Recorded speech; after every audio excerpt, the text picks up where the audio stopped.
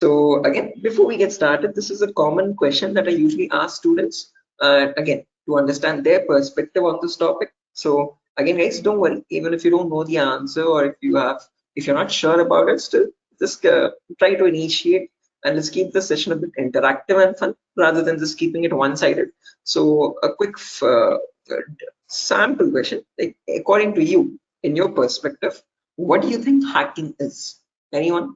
Again, guys, don't worry, I am not asking for any definitive answers or exact to the point answers. Whatever comes to your mind, okay, whatever you think hacking is, please let me know. Anyone?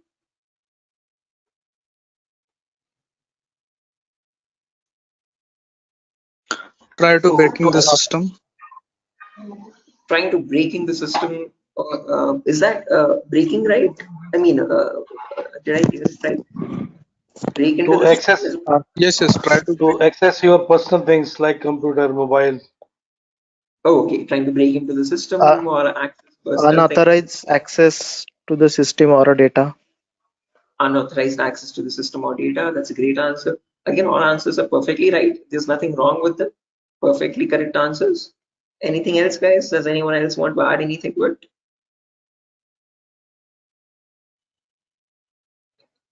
Hmm. Right, perfect. No worries, guys. Thank you so much for those answers. Those are exactly right. There is nothing wrong with them. Okay, but if I had to just add upon that hacking, that definition, I would add it as hacking is the procedure of trying to gain access to information systems. Okay, these information systems could be anything. They could be from as small as a mobile phone to as big as a web application server or a database or the cloud organization as well. Okay, and this is done without the permission or without the consent and knowledge of the person owning those systems. Okay, so if those systems belong to a third party person, that person does not know that someone is trying to gain access to their information or the data. Okay, and this is usually performed by hackers for their own benefit. So once they get access to the systems, they can steal the data, destroy the data, or sell the data as well to other third party vendors. Okay. Now, depending on this definition, we easily understand that hacking is a malicious job. It is a criminalistic task. If it is such a bad thing to do, why do we have a course called ethical hacking? Is the second question. Because ethical is something which is legal, which is allowed. And how can it stand beside the word hacking, which is completely contradictory? So to define ethical hacking, on the other hand, this is the procedure of trying to find vulnerabilities. Okay, a vulnerability is nothing but a flaw or a loophole in the information system. So usually manufacturers might make mistakes somewhere here or there in the coding of the application. Okay, so that gives rise to something known as weaknesses in the information system, or in technical terms, it is also called as vulnerabilities. Okay, and this vulnerability finding, or the process of trying to find these vulnerabilities, is done with the consent and permission of the organization. Okay, so this is done in order to report it back to the target, okay, or to the authority, so that they can apply the appropriate patch for it. And once a patch is applied, that vulnerability is closed. It closes the doorway for the hacker to cause any harm. So thereby, with ethical hacking, we're trying to increase the security of the organization rather than cause any harm. Okay. So that is the main difference, guys, between hacking and ethical hacking. Where in hacking, we are trying to find, again, the hacker tries to take advantage of those vulnerabilities and tries to get information access. But in ethical hacking, you're trying to find those vulnerabilities, you're trying to report them back to get them patched so that you can increase the security. Okay, so I hope these two definitions are clear, guys. Again, if you have any questions or if you have any queries, or if you want me to repeat something, please do not hesitate to let me know. Okay, feel free to interrupt me at any certain point. Okay, so now, depending on these two definitions, guys, of hacking and ethical hacking, we can categorize the types of hackers. So basically, there's three types. There's someone known as a black hat hacker, a gray hat hacker, and a white hat hacker. A black hat hacker can also be termed as a cyber criminal who performs hacking for his own benefit, okay, or sometimes even just for fun, without asking for consent. On the other end of the scale, we have the white hat hacker. Okay, white hat hackers are also known as ethical hackers or penetration testers. These are the people who abide by the laws and policies of the organization, and they work hand in hand with them to find the vulnerabilities and report it back. They do that so that they can secure the infrastructure rather than causing any harm. Now, in between, there's a third category, also known as gray hat hackers. Now, From the name itself, you can figure out they have some qualities of the black hat hacker as well as the white hat hacker, hence a mixture. Okay, so like a black hat hacker, they don't ask for permission before finding the vulnerabilities, but once they find the vulnerability, they report it back to the organization. Okay, and that is done in return for a bounty. A bounty is nothing which benefits them. It could be a financial reward or a reputational reward, anything which benefits them or their careers. Okay. So all these three types of hackers, whether it be a black hat hacker or a gray hat hacker or a white hat hacker, they perform hacking or ethical hacking in a certain number of steps. Okay. And those steps collectively are called as hacking cycle or cyber kill chain. Okay. Now let me list those steps out one by one so that you can have a clear picture of what the whole course is about, and then we'll briefly discuss about all of them. Okay, so you can ask your questions regarding those. Okay, so the first step that you perform in hacking cycle or cyber kill chain is known as information gathering. Now, certain organizations term this step in different names. They can also call it as reconnaissance or footprinting. Second step is known as scanning. It can also be referred to as enumeration. Third step is gaining access. Fourth step is maintaining access. And the last step is known as reporting or clearing traces. Now, the reason I've specifically mentioned "or" in the last step over here is because that is where it makes all the difference between the white hat hackers and black hat hackers. If you are a white hat hacker or an ethical hacker, you would perform the first 4 steps and then you would generate a report with all the vulnerabilities and the solutions for that and submit it to the organization. But if you're a black hat hacker, obviously you're not going to submit the vulnerabilities, but you're going to take advantage of them. You're going to attack the system, get access to the data, steal the data, and then remove all the evidences, which is nothing but clearing the traces or removing the footprints. Okay, so any questions or doubts, guys, up to this part before I proceed further into the technical part? Any queries or any confusion at the moment? Again, guys, I hope the audio and video is fine. Any issues with my audio or video? Okay. What is this enumeration, sir? Again, yeah, we'll be coming to that, guys. We'll discuss each of these steps one by one so you have a better understanding of what all of them are. Okay, at the moment, until now, here there are no questions, right? Because I guess there's some issues with the audio or video. Some people are exiting and rejoining again. Any issues, any technical issues with my audio or video at the moment? Okay, perfect. Sir, your voice is breaking. Oh, my voice is breaking. 1 second, guys.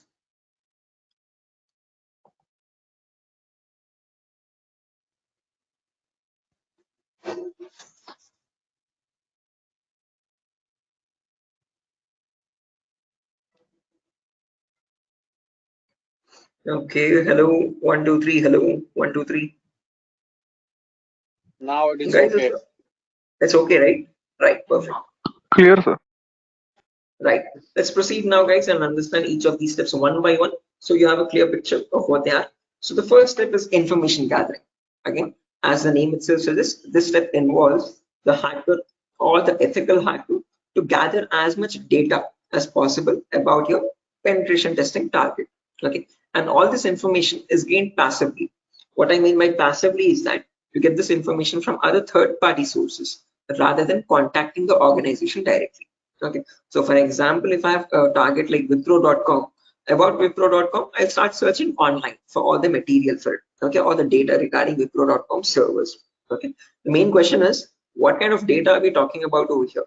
And this is the information that we require. So firstly, we try to figure out all the IP addresses and the range of IPs used by the Wipro's main servers or the secondary servers. Then the whois records to understand who is hosting Wipro.com and since when has it been hosting itself. Then the DNS records to understand what information is stored in their DNS servers, domain name servers. Then employee details such as their contact numbers, their email addresses, their usernames and passwords which are leaked, and their home addresses if possible, and so on. So then the domains and the subdomains of Wipro's website, and the operating system information, like what OSs are being used by the servers that are linked with Wipro.com. Now, trust me, this guys, that all this information is available online to be gathered. So if I show you a very basic example let's say if I wanted to find the DNS records for Wipro's organization, all I have to do is go to the browser, and in the browser, I can search for a website called DNS Dumpster. This website is available for free for anyone to access. You can click on the first link, and over here you can just search for wipro.com, and you can click on search, and now this is going to fetch and give you all the information about the Wipro's DNS servers. So first things first, it tells you where the Wipro servers are being located on the geolocation map. So it tells us that there are 4 DNS servers for Wipro. As you can see, these are their host names, exact host names, and these are the exact public IPs. These IP addresses are very important for a hacker or an ethical hacker to proceed with the further steps of scanning and enumeration. Okay. After that, we can see that there's the host record telling us what are the Wipro servers IP addresses and the subdomains IP addresses. So this is the main wipro.com server, which is being hosted on the IP 66.7.148.227. Again, this information is very relevant for a hacker or an ethical hacker to proceed further. Further down, you can also see it also gives us the complete network topology. So this is how Wipro servers are connected to one another, and we have the whole network topology with the host names and their IP addresses. Okay, so this is basically whole Wipro's organization main server data. So again, this data is readily available, guys, for anyone to be accessed. That is not the vulnerability. Wipro themselves manually give out this data so that everyone around the world can access their servers. If this information is not given out, not many people will be able to access Wipro services and the website. Okay, the giving out of information is not wrong over here, but not checking if the information that you're giving is secure or not is the vulnerability. Okay, so we have to see that whatever Wipro is disclosing, all these servers one by one are completely secure. Okay, after information gathering is done, then we go to the next phase, which is known as scanning or enumeration. Now, one of you asked me what scanning or enumeration is. This is nothing but trying to get some extra information about the target by making active connections. What I mean by active connections is that you will directly connect to Wipro servers, and from them you will try to fetch the information. Okay. Similarly, when we talk about enumeration, that is about gathering as much information as possible about all the services that are running on the target organization. So in a Wipro's organization, you might have DNS servers, DHCP servers, SNMP servers, Telnet servers, SSH servers. These are the multiple servers, multiple web servers, or multiple other organizational servers.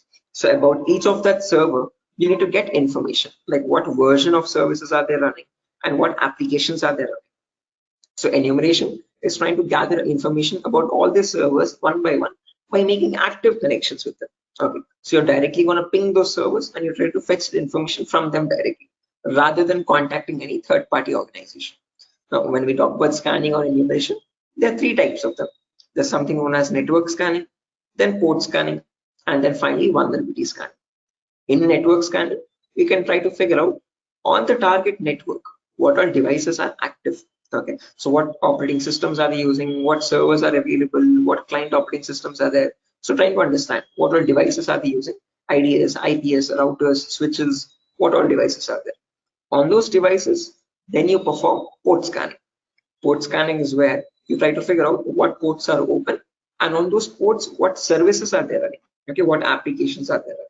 Then finally, you perform vulnerability scanning to figure out on those services, are there any vulnerabilities? Are there any weaknesses that you can attack on? So during this phase, we'll be using 2 important tools called Nmap and Nessus. So if I just search for enable Nessus over here, this is the tool that is used in organizations as well. So if I click on the first link, as you can see, this Nessus Professional. If I click on buy, it's around $4,000 for 1 year subscription. Okay, quite an expensive tool, and this is the same tool that is used in real-time scenarios. So we'll be working on the same tool in our classes as well. We'll try to understand how to use this tool and how to run or perform vulnerability scanning. The reason why I'm showing you all this is just to make you understand that we will be using real-time scenario tools. Okay, whatever is used in organizations at the moment, we are up to date with those tools. Okay, after if I show you example, as you can see, I have the Nessus installed on my system over here. I'll show you how you can install on your system as well, and you can see you can perform various types of scans, and once you scan a system, it shows all the vulnerabilities one by one. the critical vulnerabilities or medium vulnerabilities, information-based vulnerabilities. Again, don't get too confused, guys. We'll again learn how to understand this report. What are these vulnerabilities? What are these different levels of vulnerabilities? We'll understand all that. Okay, but basically, Nessus is a tool which can perform network scanning or port scanning and try to understand what vulnerabilities are there on each and every system. So this is an automated tool. We'll learn how to perform automated testing and get a report from it. Once you get a report, you need to perform manual testing also. Okay, and that is nothing but our next phase, which is gaining access. Okay, so this is a huge concept. It covers a vast variety of topics, guys. We'll discuss them one by one. Okay, so the first topic that we'll be learning in gaining access is system hacking. So in system hacking, we'll understand how we can crack or bypass a Windows operating system password. So if you have Windows 7 or Windows 8 or Windows 10 or Windows 11, does not matter. Okay, whatever operating system you have, how do we crack that operating system? How do we get the information about their passwords? If you are unable to get the passwords, how can we bypass authentication and get access to the internal files is what we learn in system hacking. After that comes malware attacks. Malwares are nothing but, in short, malicious softwares. So we'll practically learn how to create each of these malwares, whether it be viruses or worms or trojans, spyware, whatever it be. We'll understand how malwares are generated and how we can protect our system from malwares. Or if there is a malware already installed, how can we detect that malware and prevent it from running further or causing any further harm. Okay, then there's a bonus topic called malware advanced. This is again not included in the CH curriculum. We have just added it as a bonus topic for students to have better understanding about malwares. In this, we'll be sharing the resources to understand how you can create your own malwares by using Python program. So just in case if you know Python, well and good. If not, also not an issue. We'll be sharing the resources as extra material to understand. So if you are interested in malware development also, this is a very important bonus topic for you. After that comes network penetration testing. In this, we'll learn all the common network attacks. So in a network, you have multiple, again, devices, IDS, IPS, multiple different types of servers, like mail server or DNS servers, DHCP servers, SNMP servers, and so on. So we'll understand how to check for vulnerabilities on each of these servers. Along with that, we can perform a few attacks as well. Sniffing attack, man-in-the-middle attack, denial of service attack, or distributed denial of service attacks, DDoS. Okay, and hacking Wi-Fi routers, trying to crack the password of Wi-Fi routers and getting access to those routers. All this comes under network penetration testing.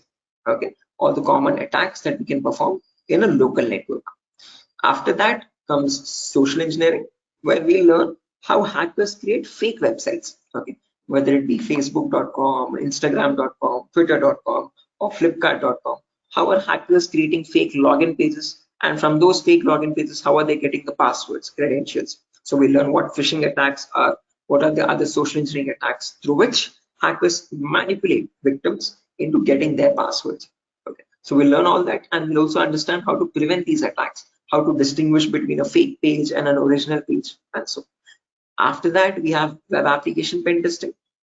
In this, we learn all the common vulnerabilities that exist on websites.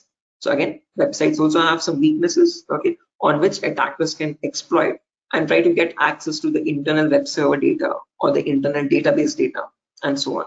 So to list out a few, there's vulnerabilities such as SQL injection, cross-site scripting, broken authentication, file upload vulnerability.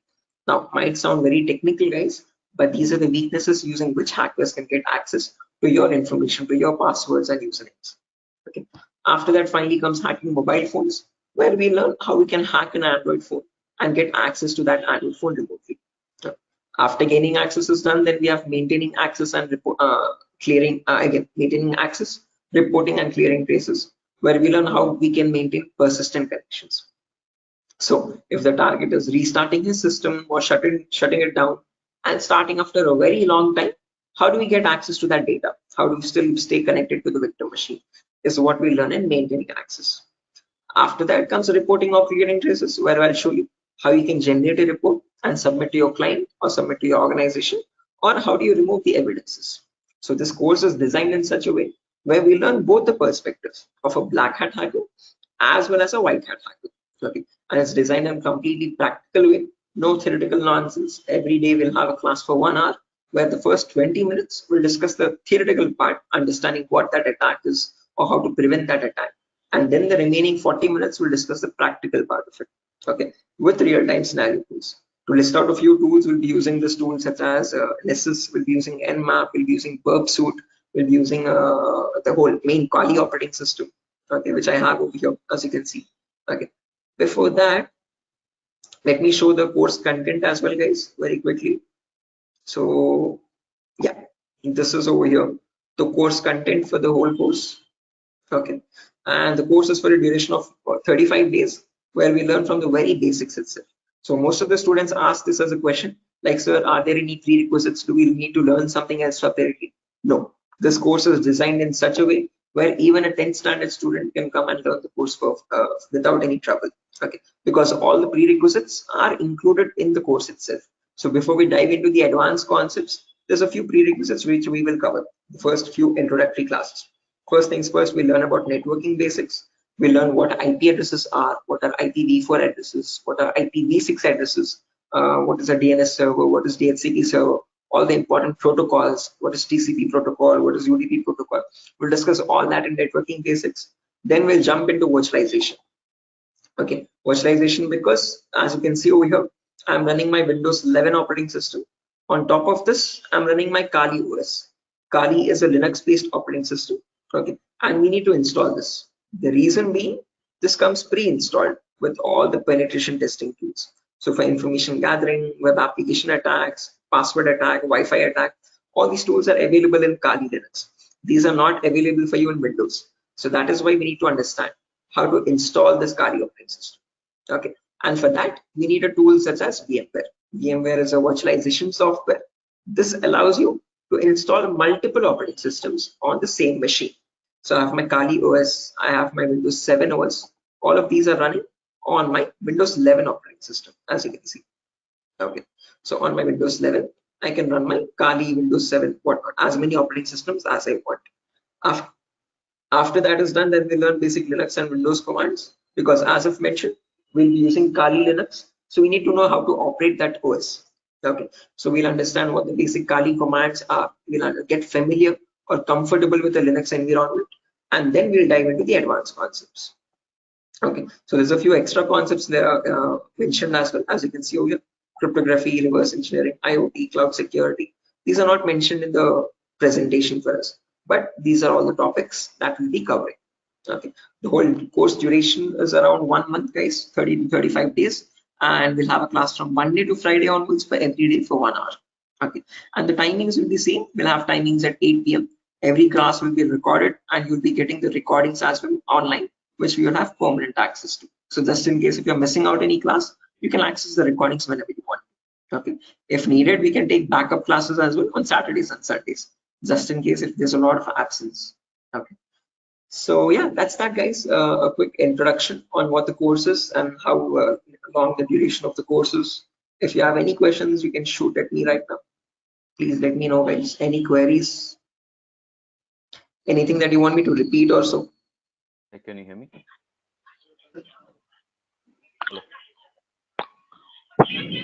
Hello. Yeah, hi. Sir, why we use that websites that you show before this PPT?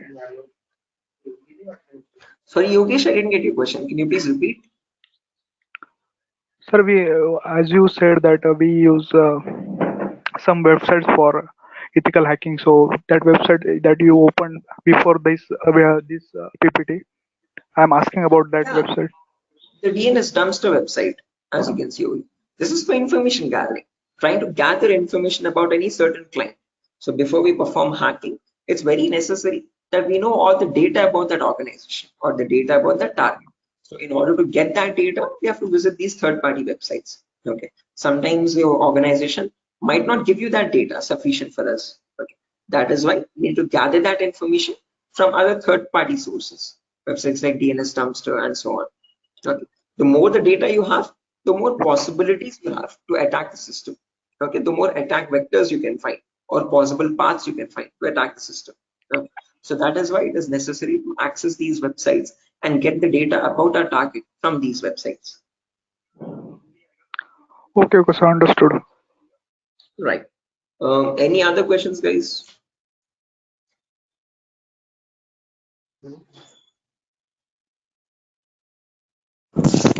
Sir, which type of penetration testing we are going to learn here? Again, CEH is a very comprehensive course, guys. We're not going to be going into any advanced level penetration testing, but we will learn all the kinds of, whether it be web application pen testing or network penetration testing or system hacking or Android pen testing. We'll be covering the basics of all of them. This is a course designed for people who are completely new to cybersecurity, and we can't leave out any endpoint. So we need to understand how to perform network security testing. We need to perform web security testing, Android security testing as well, and Windows or Linux security testing as well. So we'll be learning all of them one by one. Okay, we'll be covering each and every endpoint that is left, as you can see over here in the course content. Okay, but as I've mentioned, we won't be going in depth of all of them. We'll learn how to check for security vulnerabilities, basic vulnerabilities, Hello. and how to remediate them, how to remove those vulnerabilities. Okay, if you want to learn about any advanced after CEX is done, then you can go with advanced courses such as web application pen testing for bug bounty. This course is specifically designed only for website security testing. So in this, we'll be going with OWASP Top 10. Okay, this is an organization which gives you the list of necessary vulnerabilities that you have to test for, and this course only focuses on web applications, nothing else. Okay, so after CEX is done, then you can choose a specific domain, and depending on your interest, you can choose your specialization. Okay, whether it be website security or Android security or network security or cloud security and so on. So Okay, sir. Thank you. right. Any other questions, guys? No, sir. Right. Okay. After So course completion, certification provided. yes, if anyone is interested in writing the CEF certification as well, we provide support for that also. There's complete pass guarantee. So I usually handle the certifications myself. So if you're planning on writing a So this is certification job out there, guarantee. this is what? Sorry. Job guarantees. Sorry, I didn't get you guys. Can you please repeat that? Hello. After this course, his job is. He's asking a Oh yeah, placement again, assistance. job assistance. Again, guys, at Durga, you're not going to be providing any confirm guarantee that we'll be placing you in an organization, but we'll be sharing your resume once you forward it to our consultancies. Okay, so in the price of 8,000 rupees, we are only including the course content with the course completion certificate. And if you're planning on writing a certification, we will give you certification support as well. Okay, so at that price of 8,000 rupees, we are not in contact with the complete job placement facility, but we do have few consultancies where we can give you your resumes too. Okay, once you're done with the resume preparation, I'll be helping you out in understanding how to create a resume as well, depending on a cybersecurity profile. I'll be also sharing the common interview questions, and I have a few references as well to whom I can forward your resumes. Okay, and again, we will be giving you the interview calls, and you can start attending interviews over there. Okay, again, it depends on your skill set and your practice on how well you do the interview. So we don't guarantee anything, but we will definitely show you where you can start applying. If it's necessary, I can just give you one source now itself. You can, after your course is done, this is the common website that I usually suggest for students, jobs.null.community. This is a website only specifically for cybersecurity job roles. Okay, nothing else. As you can see, null jobs. This is the website. Okay, and these are all the different domains, and you can start searching over here. So if you're a complete fresher, just click on freshers or internships, and these are at the moment these are the available placements. Okay, so for internships, okay, if you're not into internships, if you want a specific job role, you can start applying for VAPT, vulnerability assessment and pen testing. These are the ones at the moment for cybersecurity. After the course is done, you can start applying over here also. So this is one website that I suggest to most of the students once the course is done, so start applying for jobs. Okay, so again, how well you do, it depends on your skill set and your practicing, guys. Okay, and this website is specifically only for cybersecurity jobs, nothing else. Okay, any other questions, guys? No, sir. Thank you. right? Again, if you practice properly and if you're done with the course, guys, and if you're thorough with all the concepts, getting a job in these portals is not that tough. Okay, there's a lot of students from our previous batches as well who have searched for jobs in this nuls.job.co.in, and they found their internships and their jobs. Okay, so again, as I've mentioned, once you sit for the interview, it's all on you. Okay, so it depends on your preparation of how well or bad you do.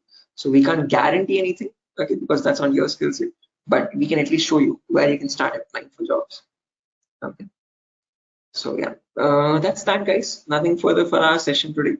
And yeah, if you have any queries, again, over here is my number. Just in case if you have any queries, technical queries, you can let me know. This is the number over here, 768 Hello. 0069768. Hello. Yeah, I can hear you. Prabin, I can hear you.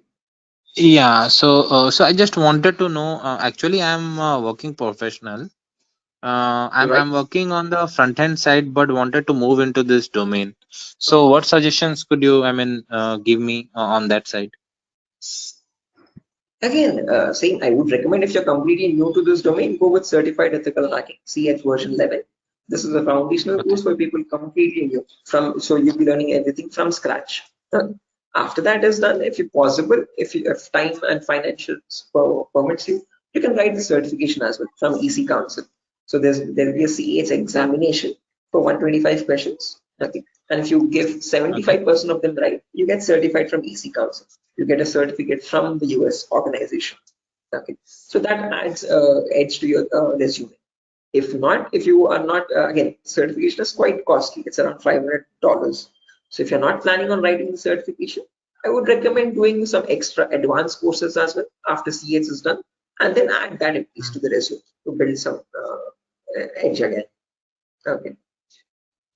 Okay. And is there any coding involved here, or is it into completely into, the No, security part? not at all. In CEH, you don't have any requirement for coding level language. But if you're planning on going for some advanced courses like web application pen testing or mobile security testing, there you might need to have some basic knowledge. Okay. So when we talk about web application, it is necessary that you have basic knowledge on HTML and JavaScript. Okay. But when we talk about CEH, the foundational course, for this we have no requirement for any coding level language knowledge. Okay. And what kind of roles we can apply after the completion of this course? Like someone is if having 5 years of experience and he has transited into this particular cyber security. What kind of roles would be available? Again, as you can see over here, these are the roles that you can start applying for. VAPT assurance lead, VAPT senior security analyst, cyber security consultant. These are all the job roles. Penetration tester, security analyst, or monitoring job roles, and so on. Vulnerability Okay. assessment tester. These are the job roles you can start applying for. Okay. Cool. Thanks. Right. Any other questions, guys?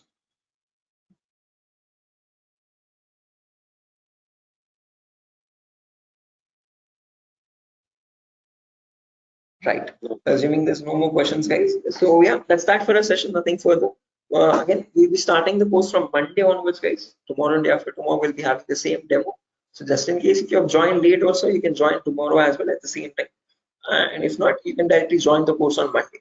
Okay. If you have any further technical queries, guys, here's my contact number as I've mentioned already. Although if you have any queries regarding the course date or again course fees regarding that, you can contact the institute. Okay. So yeah, that's that, guys.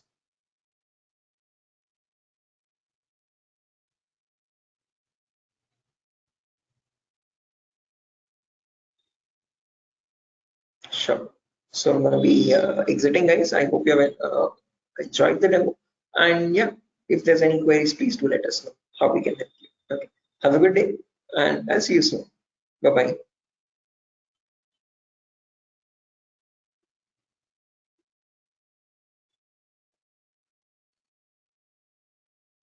Thank you, guys. Thank you.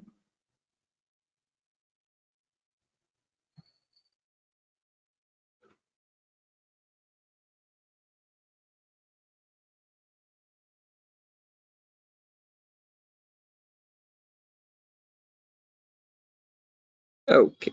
Hello, guys. Can you hear me now? Biswajit Singh, Rakesh, Ravikiran, Maman, Shiva, Sujata. I hope I'm audible now, guys. Yeah, Biswajit. Can you hear me now? Yes, we can. Right, perfect. So let's just wait for 2 more minutes, guys, for the other people to join as well. And then we'll be starting the session. Until then, if you have any queries or if you have any questions before we start the session, you could please let me know.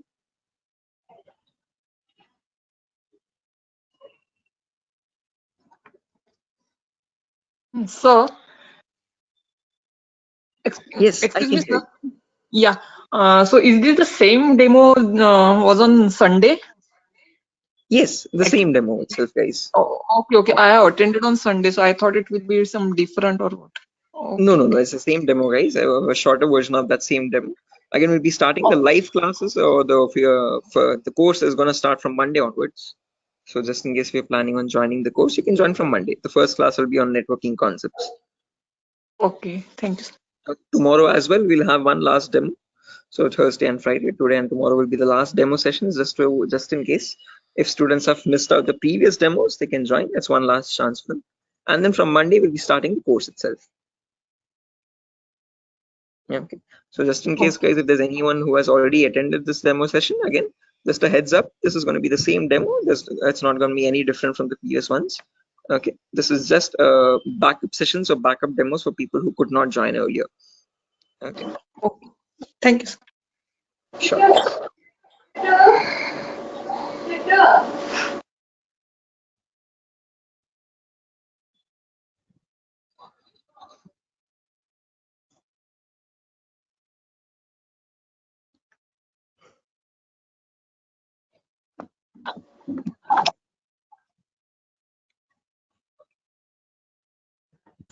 Sir, it means I can directly join on Monday because yesterday I was also present. Yeah, sure, guys. Again, as I've mentioned, it's the same demo. It's not gonna be any different. So this is only for people who are completely new to it, who have not attended the previous demo sessions. So if you have already attended the demo session, guys, you can join back on Monday itself directly. Okay, and the timing will be same at 8 p.m. Same time, 8 o'clock in the night. Okay, sir. Thank you. Sure. Okay, guys, so let's get started without any further ado. Before I get started, a quick formal introduction on my end. My name is Mohammed Shoaib. I'm a cybersecurity trainer certified from EC Council. EC Council is the leading organization for cybersecurity domain certifications. Okay, and one of the courses that it provides for people who are completely new to this domain is Certified Ethical Hacking version 11. This is the latest version of the course that is running at the moment, and this is a course designed in such a way for people who are completely new to this domain. So if you have no knowledge about what cybersecurity is or what hacking or ethical hacking is, this is the course to get started with. Okay. So before I proceed further, this is a common question that I usually ask all the students just to understand their perspective on this topic. So again, guys, let's keep this session a bit interactive and fun. So my first question to you is to understand what your perspective is on hacking. So again, not asking for exact definitive answers, guys, but just to understand your view on it. Okay, so whatever comes to your mind, please do let me know. In your terms, what do you think hacking is? Anyone? There's Biswajit, there's Maman, Rakesh, who else? Shafiuddin, Shiva. Hello, Yeah, Biswajit, I can hear you. sir. Actually, according to me, hacking means to hack the information of organization or any systems. Right, yeah, hacking information or getting access to the information of organization systems. That's a good answer, Biswajit. Anyone else, guys, who wants to add anything to that? That's a perfectly right answer. There's nothing wrong in it at all. Perfectly all right. Any other additions to that, guys? Anyone who wants to append anything to that answer?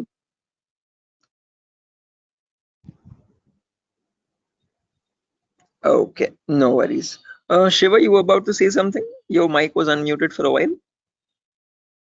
Did you have an answer?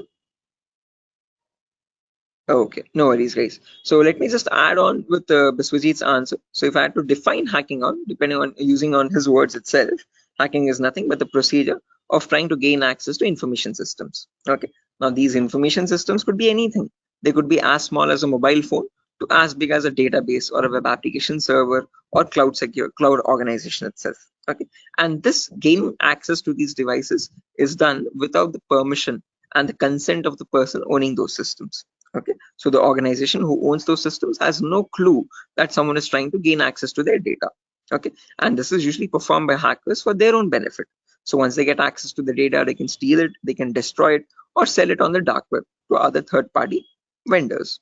Now, if hacking seems such a malicious job, why do we have a course called ethical hacking? Is the second question. Because ethical is something which is completely legal. And how could hacking become legal now? That's the main question. So when we talk about ethical hacking, on the other hand, guys, this is the procedure of trying to find vulnerabilities. Okay. A vulnerability in simple terms can also be called as a weakness or a loophole in the information system. And using these weaknesses only, hackers try to get access to the target informations, target information systems data. Okay, so your job as an ethical hacker would be to find these vulnerabilities before a hacker does, and this is done with the consent and permission of the organization. So once you find these vulnerabilities, you have to report it back to the organization so that they can apply the patch for it.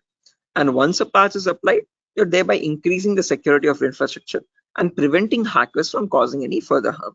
So with ethical hacking, you're trying to increase the security and make the infrastructure much more secure and stronger compared to what hacking is. Okay, where you're trying to exploit vulnerabilities. Okay, so are these two definitions clear, guys? Like what is hacking and what is ethical hacking, and how are they different from one another? Because most of the students have a misconception that both these terms are one and the same. No, guys, we're not going to be performing hacking. We'll be learning ethical hacking in the course. Okay, we won't be exploiting the vulnerabilities, but we'll see how to search for them, how to find them in an organization's systems, and how to report them back to the organization. Okay, so that we can prevent hacking from happening.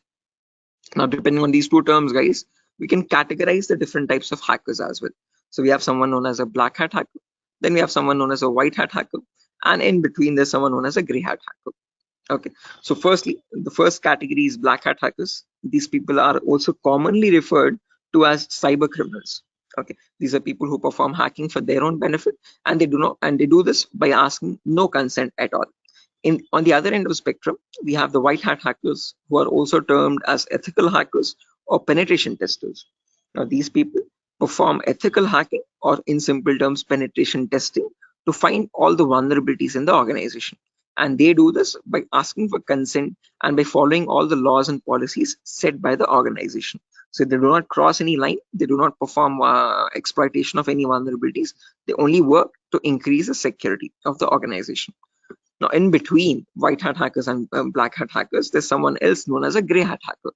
Now, as the name itself suggests, these people have both the qualities of black hat as well as a white hat hacker. Like a black hat hacker, they don't ask for permission before finding the vulnerabilities. But once they find a vulnerability, like a white hat hacker, they report it back to the organization. Okay, they don't take advantage of it, they don't exploit it and try to attack the system, but they report it back so that they can help the organization. But it's a give and take relationship, so it's there's kind of a bargain over here. Okay, the catch is that these gray hat hackers ask for a bounty in return. Okay, a bounty is anything which benefits them, so they could ask for some prize reward, or they could ask for some reputational reward, anything which benefits their career and profile. Okay, and that is why, in simple terms, they are also known as bug bounty hunters. They find bugs in return for a bounty. Okay, so they are hunting for bugs. Okay, now all these three types of hackers, whether we take black hat hackers, gray hat hackers, or white hat hackers, they perform hacking or ethical hacking in a certain number of steps. Okay, and they follow a procedure, a systematic procedure. That systematic procedure is known in simple terms as hacking cycle or cyber kill chain. Okay, various organizations categorize these steps into various numbers, but if I had to summarize it up, there are 5 important steps in hacking cycle or cyber kill chain. Whether you take a black hat hacker or a white hat hacker or any kind of a hacker, he needs to follow the same procedures as well. Okay. Now let me list them out first, and then we'll discuss in detail about each of them, so you have a clear picture of what the whole course is about. Okay, so the first step is known as information gathering. It can sometimes also be referred to as reconnaissance or footprinting. So they are one and the same term, guys. Don't get confused. Various organizations use various terminologies. But whether you hear information gathering or reconnaissance or footprinting, all the three terms are one and the same. After that, you have scanning, which can also be referred to as enumeration. Then you have gaining access. Then you have maintaining access. And then finally, there's reporting or clearing traces. Now, the reason why I've mentioned or over here in the last step in capitals is because to make it a note to understand that this is the only step where you have a difference between black hat hackers and white hat hackers. Now, whether you're any kind of a hacker, whether it be black, white, or gray, the first four procedures are to be followed mandatorily. So you have to follow those first four procedures in the same order. After that, in the end, what changes is the last thing that you do. Okay, if you're a white hat hacker, you would definitely report all the vulnerabilities that you have found with the remediations, with the solutions to remove those vulnerabilities. If you're a black hat hacker, definitely you're not going to be giving any solutions, and obviously you won't be reporting it, but you will try to remove all the evidences. So whatever harm you have caused, whatever data you have stolen, you might leave some footprints here and there. Okay, so that is why it's very necessary that you remove or clear those footprints so that you cannot be traced out and you stay anonymous. So that is known as clearing traces in simple terms. And in our course, we're learning both the perspectives, how we can generate a report and submit to the organization, or how hackers clear the traces and remove all the evidences. Okay, now let's briefly discuss about each of these one by one, guys, so you have a better idea on the whole course. But before that, any questions, guys, for anyone? Again, please feel free to interrupt me at any certain point.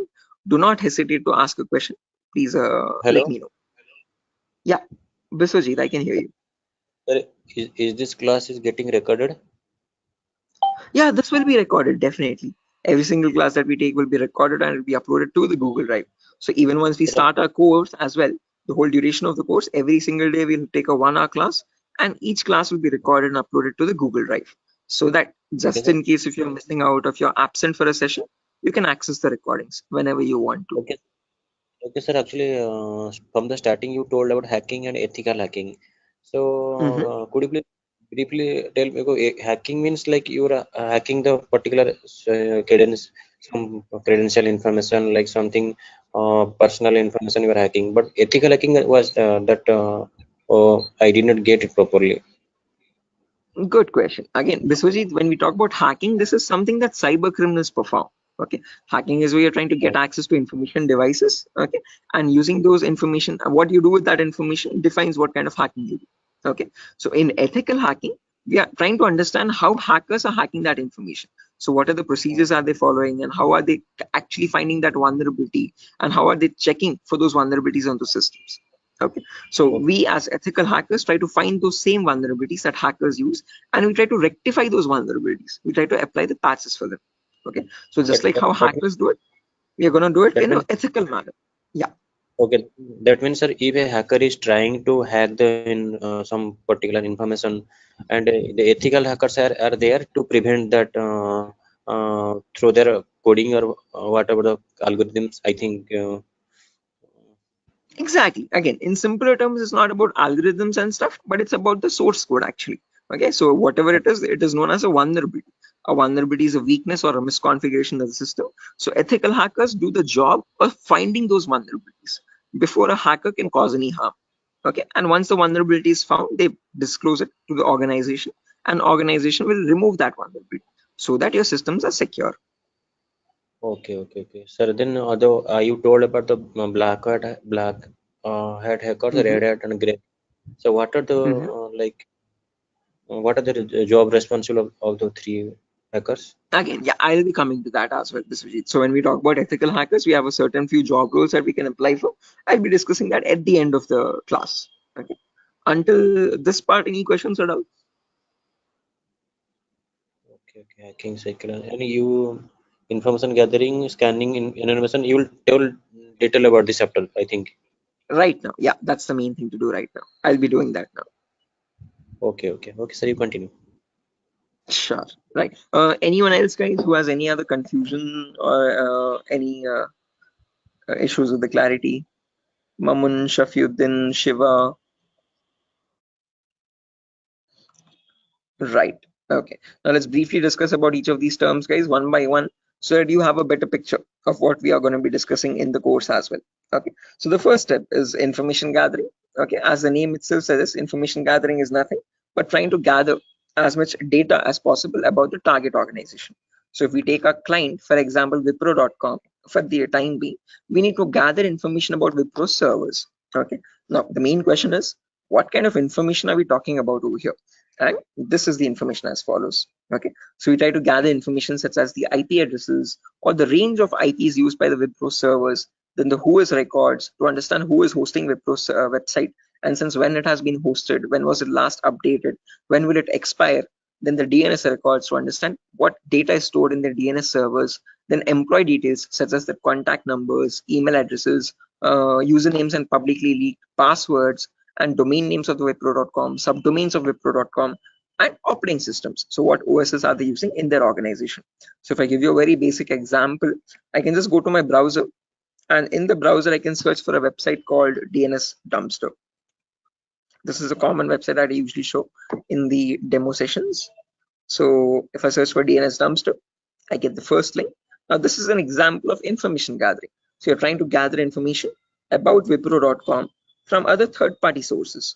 So right now in this step, we are gaining information passively.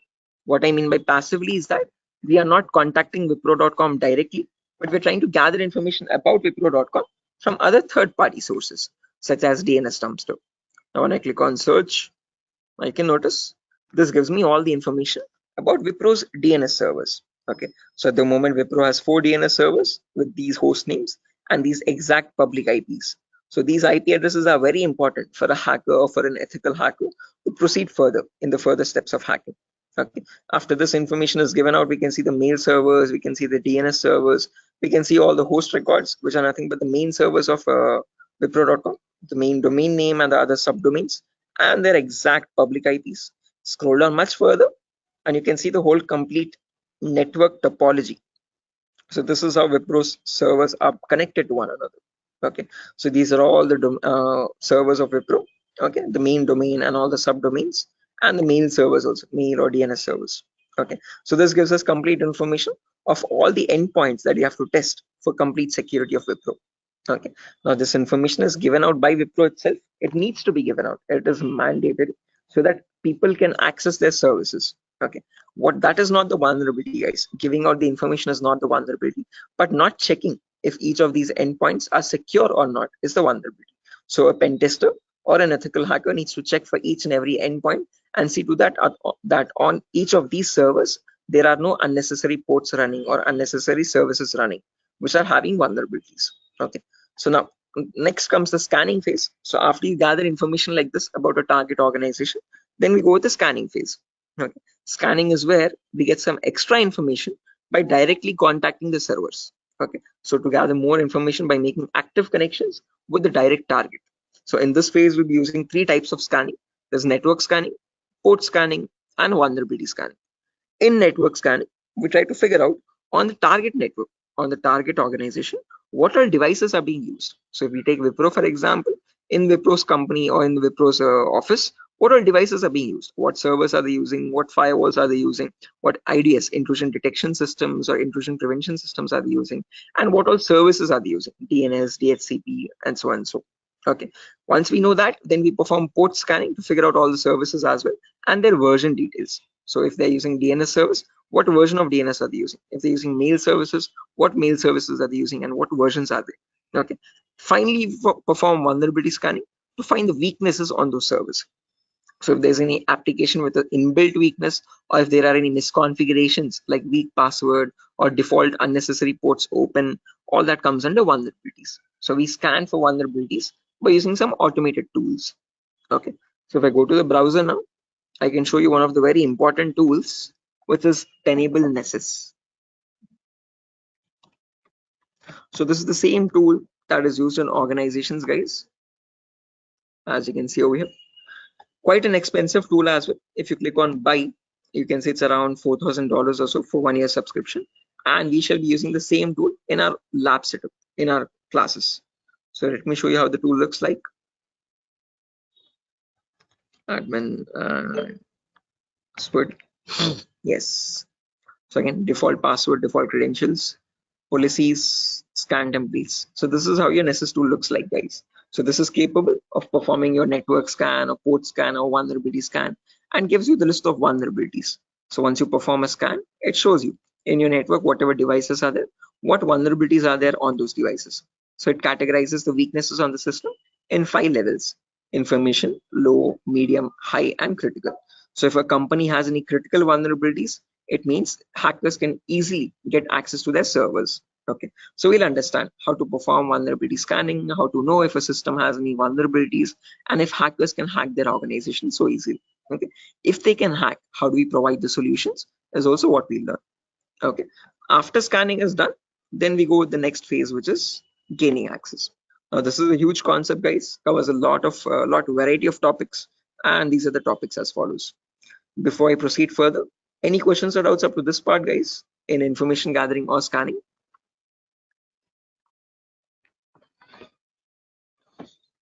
Biswajit, Mamun, Shafiuddin, Shiva, please do not hesitate, guys. If you want me to repeat something, I will definitely do. Sir, Yeah. Sir, please repeat that first part. Which one?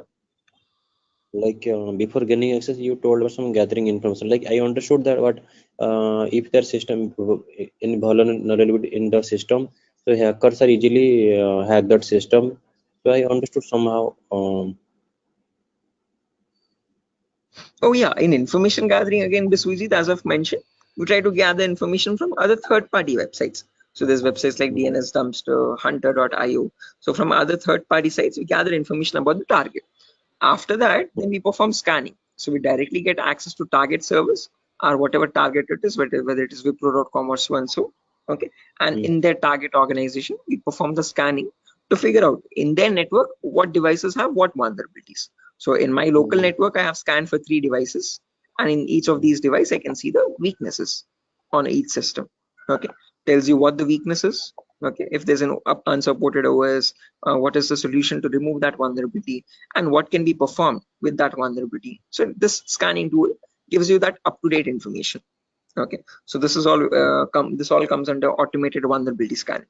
Okay, so this is something that you always perform in an organization to test for vulnerabilities on different systems. Okay, it is software. Yeah, it is a software. This is the Nessus tool. The Nessus tool is nothing but a software that we have. Okay, sir. Okay. Right, so this is the same tool that is used, the same software that is used in organizations as well. Okay, and we'll be running in real-time scenario. Whatever tools that are being used, we work on them in real time. Okay. So yeah, now proceeding further, after all this is done, then we go with the gaining access phase. This is where we try to perform various kinds of attacks to get access to the systems. Okay, once we perform the scanning, once we know that these are the vulnerabilities on which you can attack on, next part is nothing but to attack directly, which is nothing but penetration testing. So in this, as I've mentioned, there's a huge set of topics. Okay, so let me discuss them one by one. So first topic that I will be discussing is system hacking. So in system hacking, we learn how we can hack or crack or bypass a Windows operating system password. So whether it be Windows 7 or Windows 8 or Windows 10 or Windows 11, doesn't matter. How do we crack or how do we bypass the password is what we learn in system hacking. So if your system is password protected, how can you crack and understand what the password is in clear text? Or if you're unable to crack it, if it is too tough to crack, how can you bypass that password and still get access to the internal files is what we learn in system hacking. After that comes malware attacks. Malware is in simple terms are nothing but malicious softwares, and we'll practically know how to create each of these malwares. So people think that viruses are on the only malicious software available on internet, but that's a misconception. We have multiple malicious softwares. We have viruses, we have worms, trojans, backdoors, spyware, rootkit, whatnot. There's tons and tons of malwares, and there's thousands and thousands of malwares added every single day. So we'll practically learn how to create each of these malwares and how to prevent our system from getting attacked by these malwares, or how to detect for malwares on our system. Then comes network penetration testing. Okay, in network pen testing, we learn all the common network vulnerabilities. Okay, so in an organization, in a local network, there are multiple services. There's DNS service, telnet service, SMTP service, DHCP service. These are all the services or protocols used in a common organization. So we learn how to test for weaknesses on each of these servers. And after that, We'll also learn how to perform network attacks like sniffing attack, man in the middle attack, DOS attacks, or hacking Wi-Fi routers and cracking Wi-Fi router passwords. All this comes under network pen testing. Then comes social engineering, where we learn how to crack passwords from websites. Okay, so how do hackers make fake login pages, Facebook page, Instagram page, or a Flipkart login page, bank login pages? How do hackers get your passwords from these pages? Okay, how can they create fake login pages and send them to the victims and perform phishing attacks? All this comes under social engineering.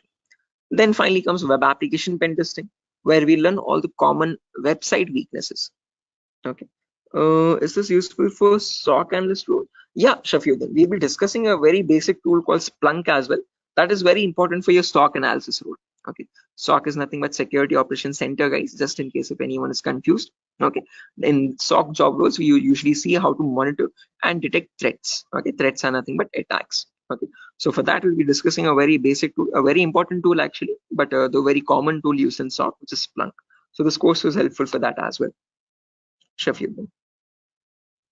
Okay, now after that, coming back to our topic, guys, as I've mentioned, we'll be discussing web application vulnerabilities, where we learn all the common website weaknesses. Now again, this might sound a bit technical, guys, okay, but these are a few common weaknesses that exist, such as SQL injection, cross-site scripting, broken authentication, file upload vulnerability, and so on.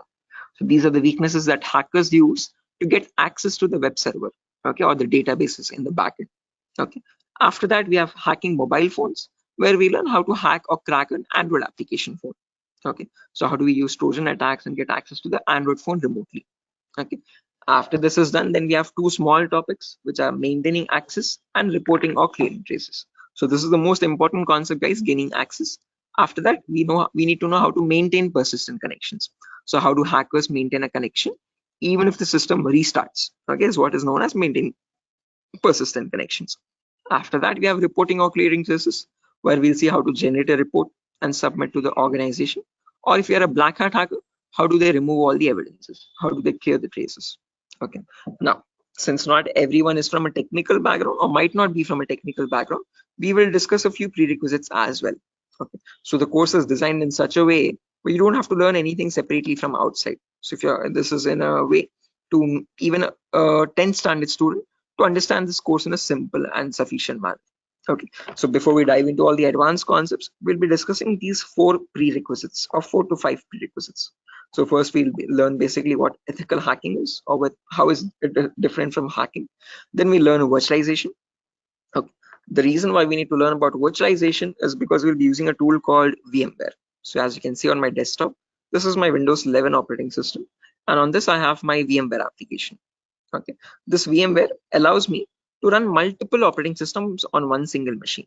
Okay, so as you can see, I can run my Kali OS, I can run my Windows 7 OS, Ubuntu OS, and so on and so. Okay, the reason why we need virtualization is because we need to run something known as Kali Linux. This is a Linux operating system, guys. Okay, and this is very important for us because this comes pre-installed with all the penetration testing tools. Okay, for hacking tools or ethical hacking tools. As you can see over here, there's information gathering tools, there's web application testing tools, there's password attacking tools, Wi-Fi attacking tools, and so on. So these are the tools that specifically come only with Linux OS. Okay, they're not available in your Windows operating system. So that is why we need to know how to install this operating system and how to use this out. Okay, again, one good thing is this is completely free and open source. Anyone can download this operating system from the official website kali.org. Kali.org. Okay, so how to download this and how to install this is what we learn in the virtualization class. After that is done, then we will go with basic Linux and Windows commands. So as I've mentioned, Kali is a Linux OS. So we need to understand how to use a Linux operating system. What are the basic commands in Linux and how is it different from Windows operating system? After that, we learn basic Windows server configuration, how to configure a DNS server, how to configure a web server in Linux, in Windows OS. Okay, and after all that is done, then we go with the important concepts. Okay, information gathering, scanning, enumeration, then gaining access, maintaining access, all that comes after that. Okay, so until these concepts are done, then you'll be ready for all the advanced concepts. So this is designed in such a way where you don't have to learn anything separately from anywhere else.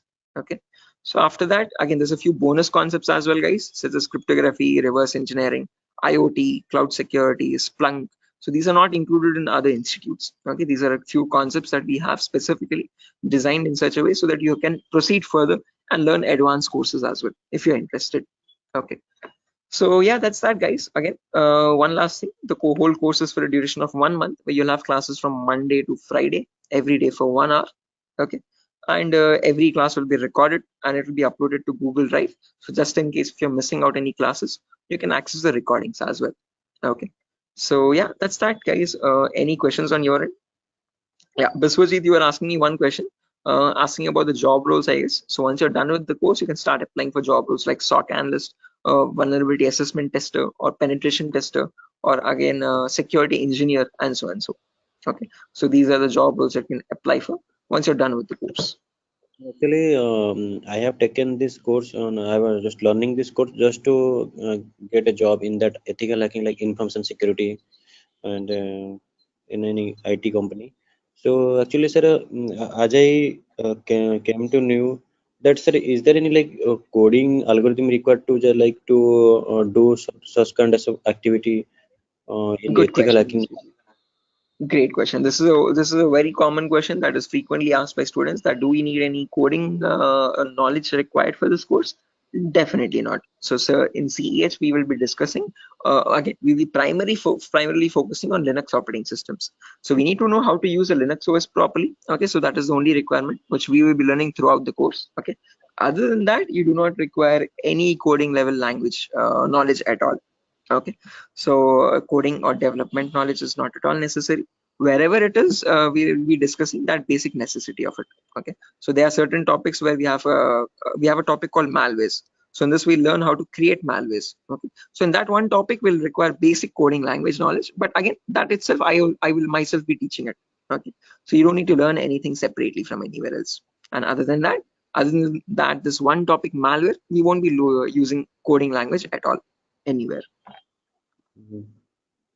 So Ajay, so actually I am doing job in Linux support, like technical support. That's great. This is going to be a lot easier for you then. Mm. So actually that's why I want to change my career, change my like next job into information security on the doing ethical hacking courses. Yes, I one more thing that, sir, is there is it necessary to get the certification on ethical hacking, like you have done something Right. hack? Again, it gives an edge, Biswajit. It's better to have a certification. If you're not going with certification, I would recommend you learn a few extra courses as well. Okay. After certified ethical hacking is done, then go with one advanced course, one specialization course like network security or web application security or so and so. So that will add you some much more value to your certification. Okay. So into your resume actually. Okay. So it's better to have certification, but if you're not having certification, just to increase or broaden your skill set, learn an extra course after CH in cybersecurity itself. Okay, there's many streams. Okay, we provide web application security as well, testing. So you can join this course as well, just in case if you're not doing a certification. Okay. Okay. So after that, web application security is another course. Yes. Okay. Okay, sir. In this syllabus, sir, what we will learn totally, overally, what we learn, how much we can work in a company. Again, as I've mentioned, CH is the foundational course, so you'll be learning about all the endpoints. So you won't be focusing on one of them, but all the comprehensively all endpoints. So we'll learn network security also, we'll learn wireless security also, we'll learn Windows and Linux hacking also, we'll learn Android security also, and we'll learn web application security also. But in CH, one thing is you are going to be like a jack of all trades, master of none. So you're not going in deep, you're not specializing in any one of the fields, you're learning about all the fields. After that, you can choose one specialization and you can focus on that. You can either go towards web security or cloud security or network security. Depends on your interest. Okay. Understood, sir. Then Right. that will the final and long-term career. Long term, yes. Okay. To get started first, usually in cybersecurity, you usually get monitoring job roles for a few months. Okay. After that, Okay. then you can go into deeper course. Mamun, are you going to teach all security courses? Yeah, I'm the same tutor, Mamun. So after CEs is done, if you're planning on going with cloud security or web application security, we provide those as well. At the moment, mobile and network is not included, but just in case, since there's a huge boom, there's a huge requirement for web application. So that also I provide. Okay, sir. You can go with 1 year experience, Shafiq, not more than that with CEH. But if you like add a few more courses after that, like after CH, if you do web application and also, you can add a couple years experience, like 2 or 3 years of experience as well. Okay, because you need to know more tools with such years, which that huge years of experience. They will ask you what tools you have worked on. Okay, so it's better you have a few knowledge on those tools. So with more the courses, you get more experience with different tools. Okay, sir. So will you please help with practically all the things? Again, the whole course. Oh, is it back-to-back training? Yeah, Mahmood. Again, after the CH is done, I usually take separate classes for web application students as well who are interested to join that. Okay, so that will be a back-to-back session directly. Again, yeah, coming back to you, Biswajit, you were asking me something. What was the question again? I forgot. No, actually, I was asking, sir, what, sir? Forgetting. Anyway, I forgot as well. But let me try to recollect. Does anyone else remember, right, guys, what Biswajit was asking? Practical, yeah, good question. So again, the whole course is designed in such a way where it is 20-40 ratio, guys. So out of all the 60 minutes that we have every single day, the first 15 to 20 minutes will discuss the theoretical part. The remaining 40 minutes will discuss the practical part itself with real-time scenario examples. I'm not going to be boring you with theoretical knowledge. Only in the demo class and only in the first few introductory classes we'll discuss theoretical concepts. Once we start from the information gathering, everything is going to be completely practical based, okay, with tools that are used in real-time scenario. Are you teaching cloud security? Yes, I teach cloud security as well, Biswajit. Okay, but again, as I've mentioned, that is usually taken up after CH is done. Okay, so we'll discuss on AWS security and again, mostly on AWS itself. Actually, I wanna make my career into that like cloud security part. That's why I was thinking how much practical you will teach here and how much we can be skilled enough in this course, so that we can be confident enough while attending the interview. So, will you please discuss on about the some like mock interview questions and resume building? Definitely, I will help you. I will send you sample resumes as well to understand how to create a resume for a cyber security profile. Okay, and along with that, I'll also share the commonly asked in interview questions. So I have a PDF document prepared for that specifically, which I share with all the students after the course is done for all the cyber security related interview questions. Okay, so I'll be sharing all that as well. Okay, sir. No, because I have planned after completion of this course, I have planned to move on cloud security by practicing those questions and all the practical things. Definitely. Again, if necessary, I'll be sharing the resources as well, Biswajit, separately for you regarding your cloud security content. Okay. So if you're planning on doing a course after CS is done, then you can contact me for that. We can do that course separately. Okay, sir. Okay, it's not included with Durga Soft at the moment, but again, yeah. Okay, sir. Sure. Any other questions, guys, at the moment?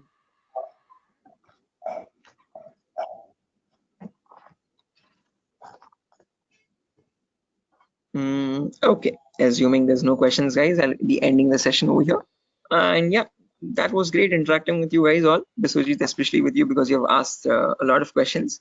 So I hope everything is clear and you have no more unresolved queries. Okay, now I understood. I will follow that like recording also. If I got any doubts and demo sessions, I will ask you in the next class. Definitely, sure, definitely. Again, guys, if necessary, here's my contact number as well, 76800696768. If you have any technical queries, you can contact me over here. If you have any queries regarding what other technology we should know, again, Mahmood, as I've mentioned, it's better to have Linux knowledge, Linux commands knowledge, and how to use a Linux operating system, and basic networking knowledge. What are IP addresses, what are IPv4, what are IPv6 addresses. If you do not know these also, as I've mentioned, all these are included in the course itself. So these are the prerequisites which are required. But again, I have included them in the course just in case if you're not familiar with them. Okay. So there's no prerequisite for joining the course. All you need is a good laptop to run the practicals. Okay. Minimum requirement would be at least an i3 processor, oldest to oldest i3 processor, and minimum to minimum 6 GB or 4 GB RAM. If you have 8 GB, that is recommendable. Okay. Recommended. But if you have minimum 4, it might hang a bit, but it will work. Okay, so one important requirement is you need a laptop or a device for practicing, because we have a lot of practicals in the course.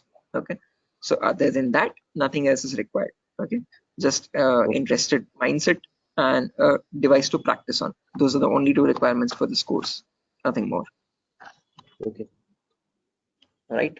So yeah, that's it, guys. Nothing further for the session today. If you're interested to join the course, you can join this from Monday. We'll be having the first class on Monday for networking concepts. Okay. And after that, yeah, tomorrow as well, there's another demo session. So just in case if anyone is planning to join a demo again, you can join it tomorrow at the same time. If not, we'll be starting the course from Monday itself directly. Okay. Thank you, sir. Okay, guys. Good day. Thank you for joining the session. It was great interacting with you. And I'll see you soon, guys. Bye-bye. Have a good day. Thank you, sir. Good night. Thank you, guys. Good night.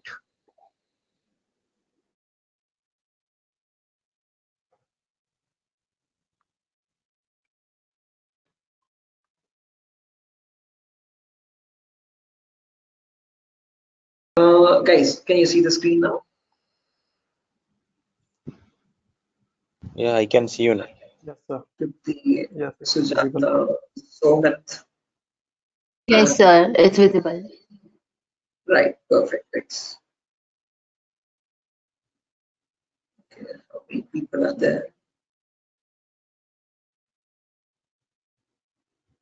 Kiran, Rakesh, Biswajit, Prashant, Shiva, Sogat. Okay, perfect.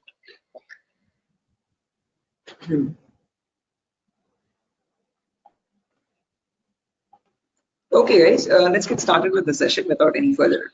I am already a bit delayed in starting the session, so sorry for that, guys. I was stuck in a work. There was an issue with a security vulnerability actually with one of the organizations, so I was stuck with that.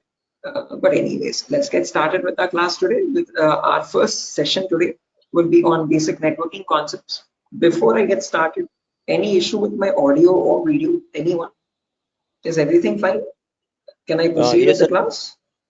No, actually, we are getting some like noise.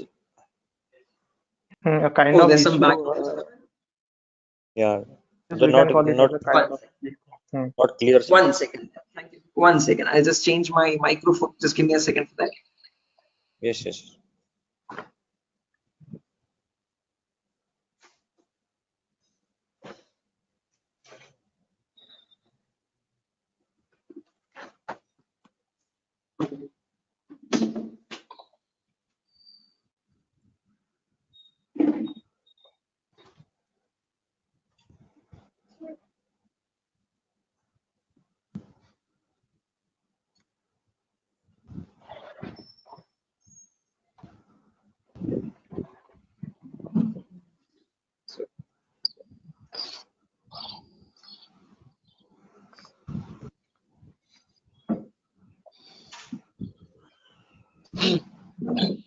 Okay. How does it sound now, guys? It is audible now. Yes, now it is It's clear. audible. Background disturbance, no kind of issues. Yes, yes. Perfect, perfect, perfect.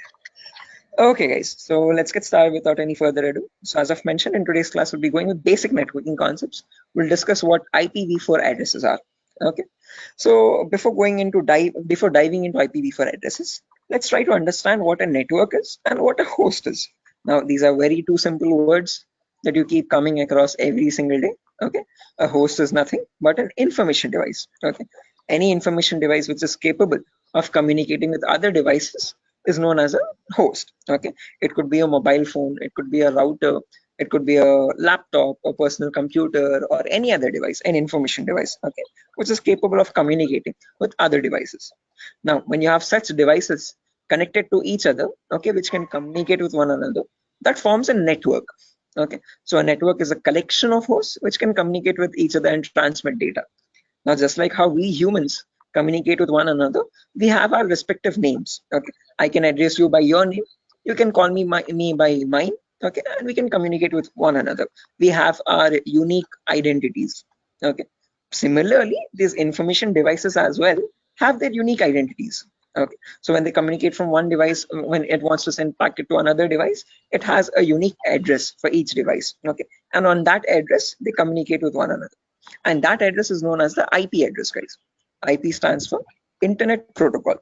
This was built by the US military late in the 1950s or 1960s. Okay, and there was IP version 1, IP version 2, IP version 3. All these were unsuccessful attempts. They were you could say experimental. What successfully worked out was the IP version 4, and we are still using that in today's world also. IP version 4 in simple terms is Internet Protocol version 4. Okay, and that is what we'll be discussing about in today's class. Okay. Anyone here who already knows about IPv4 addresses and who's familiar with these networking concepts?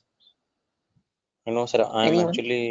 I'm not familiar, but I know the some, like whenever I was doing networking programming in college days. So since the networking, I know how to join the socket networking programming. I know some networking IP address, and also I've studied through MCA curriculum. So Right. Okay, perfect. No worries, guys. Just in case, even if you don't have any idea, we'll be going from the very basics, okay, from the binary itself, okay, to understand what these IP addresses are.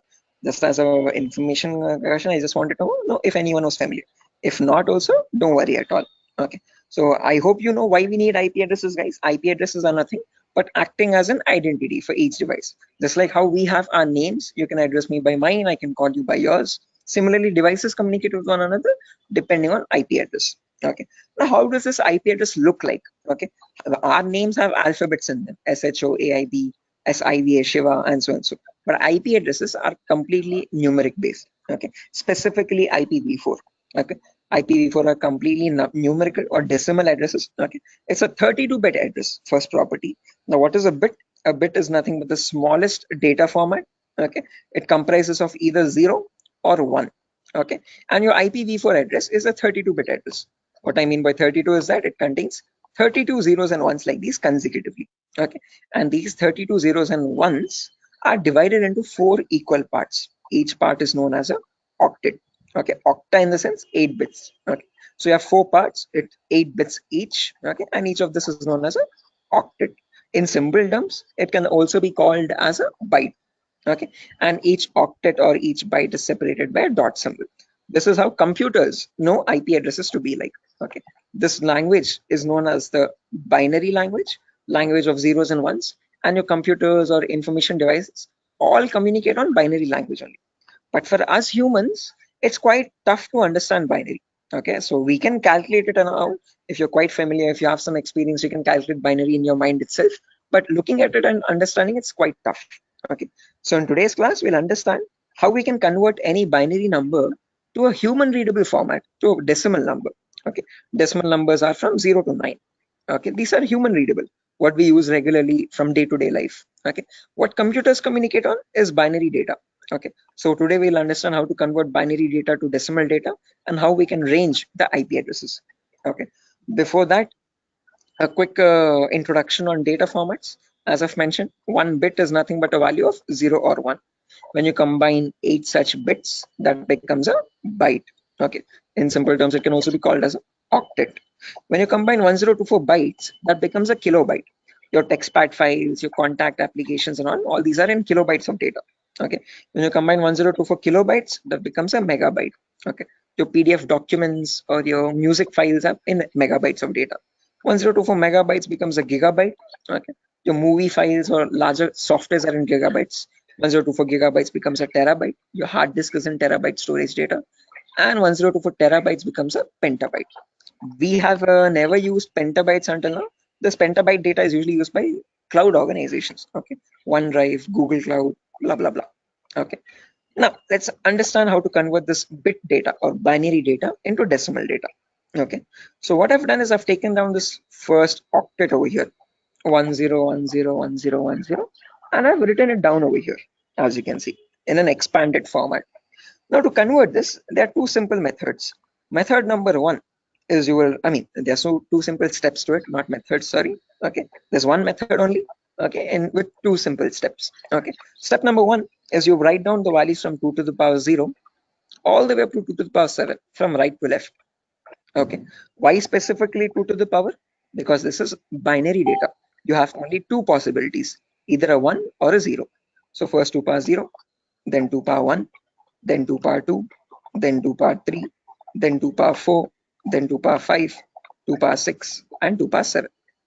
Let's write down the values for that. 2 power 0 is nothing but 1. Anything to the power 0 is always equal to 1. Okay, that is a mathematical rule. 2 power 1 is equal to 2. 2 power 2 is nothing but 2 into 2, which is 4. 2 power 3 is 2 into 2 into 2, that is 8. 2 power 4 is 16. 2 power 5 is 32. 2 power 6 is 64.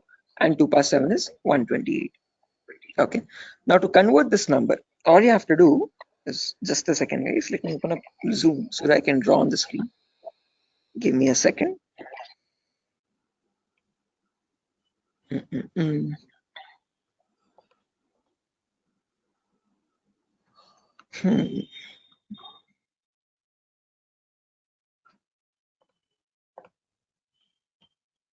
Right, perfect.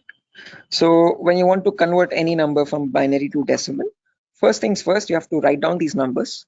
Then you multiply the lower number with the top one and add with the next one. As simple as that. Multiply, add, multiply, add, multiply, add. This goes on till the last step. Okay, so firstly, 2 power 0 into 0. Anything into 0 is 0 itself. So I've written 0 over here. Then 2 power 1 into 1. That is 2 power 1 is 2. As you can see, I've written the value over here. Into 1 is the value itself, 2. 2 power 2 is 4. 4 into 0 again, we have 0. 2 power 3 is 8. 8 into 1, 8 again. 2 power 4 into 0, 0. 2 power 5 into 1, 32. 2 power 6 into 0, 0. And 2 power 7 into 1, that's 128. Now when I add all this up, 128 plus 32 plus 8 plus 2, that becomes 170. So when we humans read the number 170, the computer does not understand it like 170. It understands it like 10101010, something like on signal, off signal, on signal, off signal, on signal, off signal, on, off, like that 4 times. Okay, so is this clear guys? Any questions or doubts up to this part? Like how we have converted this binary number to a decimal number? How we know that 170 is equal to 10101010? Any questions for anyone? Again guys, if you have any questions or doubts, please feel free to raise your hand or let me know. You can interrupt me at any certain point. Okay, no issues at all. If you want me to repeat a concept also, please do let me know. I will repeat it as many times as you want. Okay, so guys, any questions up to this part? How we have converted this binary number to a decimal number? Shiva, Sujata, Bharati, Tripti, Vidyadhar. Who else is there? Hello. Biswajit, Chaudhary, Prasad. Hello. Yeah, Biswajit. Sir, you spoke about binary to decimal conversion. Sorry, decimal to binary conversion. Am I right? No, binary to decimal.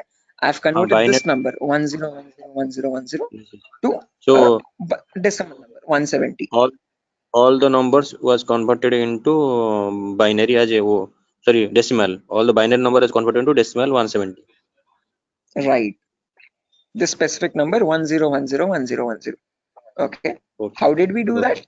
We wrote down these numbers 2 power 0 all the way up to 2 power 7. Multiply the lower number with the top one and add with the next one. Multiply and add, multiply and add, multiply and add. And that's how I got the final result as 170. So this 170 in binary is equal to 10101010. Right. Is this clear, Biswajit? Yes, I am clear. I know and I clear.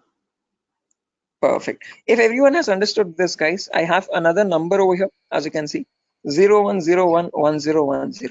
Can everyone convert this value and give me the answer for that? Take your time. You have the table over here as well. Okay. And as I've mentioned, you need to multiply the row number with the top one and just go with the next. Multiply and add, multiply and add. Okay. Take your time, guys, and let me know.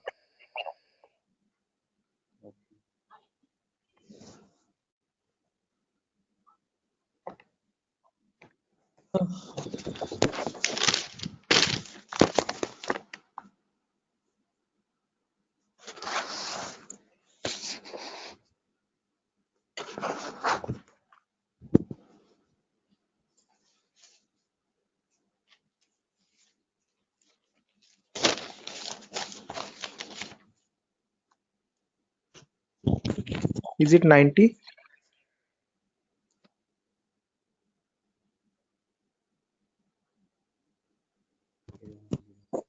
Yes, it will be 90. Correct answer, guys. 90 is the correct answer. Anyone else? Sir, are you going to provide us this text file also, or like we have to take notes in the, means No, handwritten notes? definitely. I'm gonna give this file at the end of the class. I'll take down all your email addresses, and on your email I'll send this document directly. You don't need to take any separate notes, guys. I'm gonna send this document file. Just in case, as the class goes on, if you want to take down any running notes to note down any important points also, you can. Okay, but all these documents, all these notepad files will be given to you directly. Okay, so yeah, guys, I've received a correct answer from a lot of people over here. Again, as I've mentioned, just multiply the lower number with the top one and go on till the last. So this will be 2 power 0 into 0 plus 2 power 1 into 1 plus 2 power 2 into 0 plus 2 power 3 into 1, like that till the end, 2 power 7 into 0. Okay, to anywhere you have 0 over there, 2 power 0 into 0, just put that 0. 2 power 1 into 1, that's 2. 2 power 2 into 0, that's 0. 2 power 3 into 1, that's 8. 2 power 4 into 1, that's 16. 2 power 5 into 0, that's 0 again. 2 power 6 into 1, 64. And 2 power 7 into 0, 0. When you add all that up, 64 plus 16 plus 8 plus 2, you get the number 90. Anyone over here who has not got the number 90, guys, please do not feel shy. Again, if you're getting all the right answers, you're doing much great than me. In my first day, I could not solve this at all. Okay, I was a very dumb guy. So please, no shame in that. Okay, it's completely fine. Okay, because you need to get this concept very right in order to proceed with the further concepts. If you're failing at this one, it's gonna get a bit complex further down the lane. Okay, so any questions on this part, please do not hesitate to let me know. Okay, assuming everyone has got this right. With the other, yeah, exactly. The reason I'm showing you all this is to understand the range of IP addresses now. That's a great question. I was about to ask you. Again, I tell you myself, like in a real-time scenario, you would never have a necessity to convert a binary number to decimal or vice versa. But the reason why I'm showing you this is so that we can understand the whole range. So if you remember, I've told you, IPv4 addresses are 32-bit address. Okay, so in that 32-bit address, if I wanted to get the first IP address, all I have to do is put all zeros everywhere. Okay, now when you put all zeros everywhere, when you convert that, you get the final IP address as 0.0.0.0. Okay, but if you want to get the last IP now, you have to put all ones everywhere.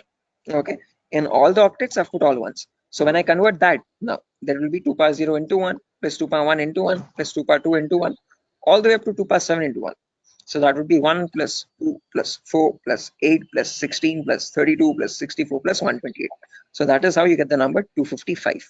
Okay, so the last IP in the IPv4 range will be 255.255.255.255. You will never have a number above 255. The reason being, now you know, because when you convert from binary to decimal, the maximum number you can get is 255 only.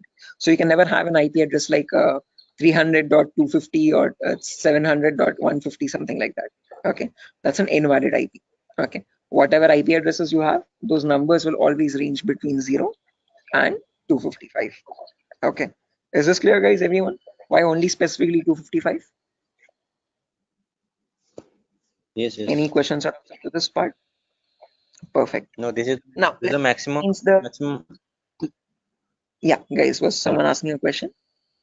No, I just asked you. This is the maximum IP address to be connected, and maximum host to be connected.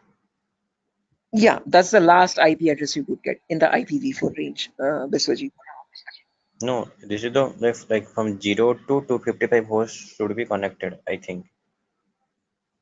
Not necessarily. When we talk about IP addresses now from 0000 to 255, 255, 255, 255, we have around 4.3 billion IP addresses in total. Okay, what you are referring to is classes, guys. Class A, B, C. In class C, you can connect only 255 hosts. That is a much ahead concept. We'll reach there tomorrow. Okay, that's class C. Yeah, with the other exactly. Okay, so we have not come up to there, guys. So let's not jump ahead. That might confuse the other students. Okay, so we'll go in a very slow pace. Okay, we'll go step by step. Okay, let's try to now we know the range of IPs. We know what IPv4 addresses are, how they look like. Okay, and what are the total like numbers? Where are they starting from, and what maximum number can they hold?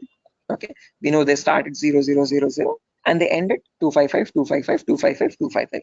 Now, in between these two numbers, how many addresses do we have is the main question. Okay, how many IPs are there?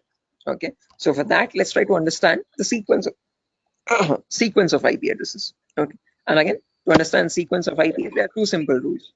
Rule number one is always start with the rightmost value.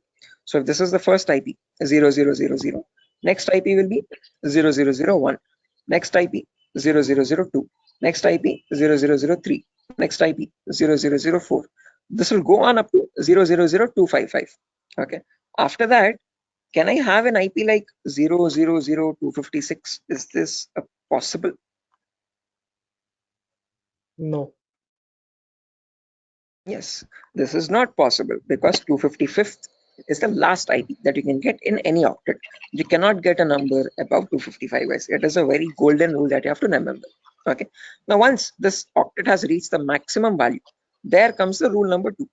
Only after the rightmost octet has been completely filled, then go to the left value. Okay. And after going to the left value, reset the rightmost value back to 0. Okay. What I mean by that is now this is completely filled. So now this left value 0 changes to 1. Okay, and the rightmost value 255 again resets back to 0. Okay, so next IP after 000255, next is 0010. Now don't directly jump from 0010 to 0020. That is wrong again.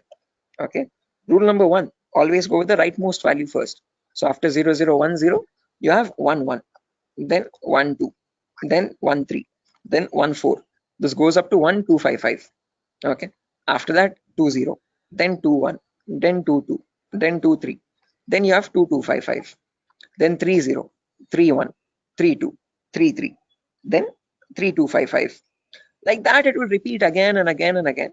And somewhere you'll have 2550, 2551, 2552, 2553, 255, 255. Now, both these octets are filled, guys, as you can see. Okay. Again, rule number 2. Once the rightmost octets are filled, what it signifies? Those are the IP addresses, guys. Okay. So those are the IPs that devices can get in total. Okay. Okay, so continue. Right. Again, doesn't signify anything. I'm just showing the sequence of IPs. Okay. How do IP addresses progress from one another, one after the other, one after the other? Okay. Like after number 1, you have number 2, number 3, number 4. Like that, I'm showing you how IP addresses cycle one after the other. Okay. After 255, 255. Yeah. Is this class C or class B? This is the whole range of IP addresses. We have not come to classes, so forget that classes exist for the time being. Okay, I have not discussed what classes are. Okay, I have not discussed. I have not brought up the word class. Okay, so for the time being, just forget the word called class. When I come into it, then get reminded of it again. Okay, Biswajit, do not confuse yourself. I am right now just telling you how IP addresses progress from one after the other. Okay.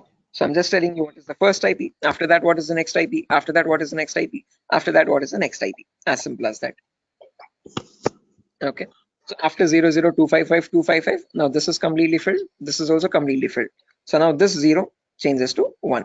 So after that, 0100, 0101, 0102, 0103. Then you have 10255. Then after that, this 255 becomes 0 and this 0 changes to 1. So 110, 111, 112, 113, 11255. Like that, the cycle repeats again and again and again. And somewhere you'll get 01, 255, 255. Just like how we had 00255, 255, you have 01, 255, 255. Then after that, from 0200 to 02, 255, 255. 0300 to 03, 255, 255. Like that, 0255000 to 0255, 255, 255.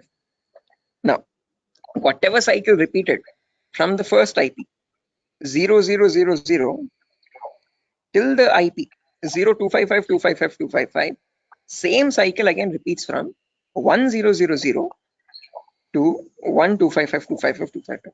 Same repeats from 2000 to 2255.255.255. Same from 3000 to 3255.255.255. Finally, from 255000 to the last IP, 255.255.255.255. Okay, so all I'm showing you is the progression of IPs. How do IPs change from one after the other? What is the consecutiveness of IPs? Okay, so if you wanted to get the total number of IP addresses, you from 0000 till 255.255.255.255, it would be 255 to the power 4, because each cycle is repeating 255 times. So the total number of IP addresses would be 4.3 billion IPs. Okay, which is the number equal to 255 to the power 4. So with the other, yeah, the correct number of IP addresses would be 255 to the power 4. Hello, is that clear? Yes, sir. I If understood something. okay, guys. Until this point, any questions, guys, for anyone? Again, do not get confused, guys. This is just to show you the sequence of IP addresses. In a real-time scenario, you would not need that anywhere. I'm just going very theoretically to get you familiar with the foundational concepts, like how IP addresses are built, how do they look like, what is the sequence of IP addresses, and so on. Going very basic. Okay. Sir, So you told. Hello. yeah, Biswajit. Sir, you told that 4.3 billion IP addresses. That means, sir, I did not get it actually. That, yeah, again, how many IP addresses are there, Biswajit? If you remember, each octet is cycling 255 times.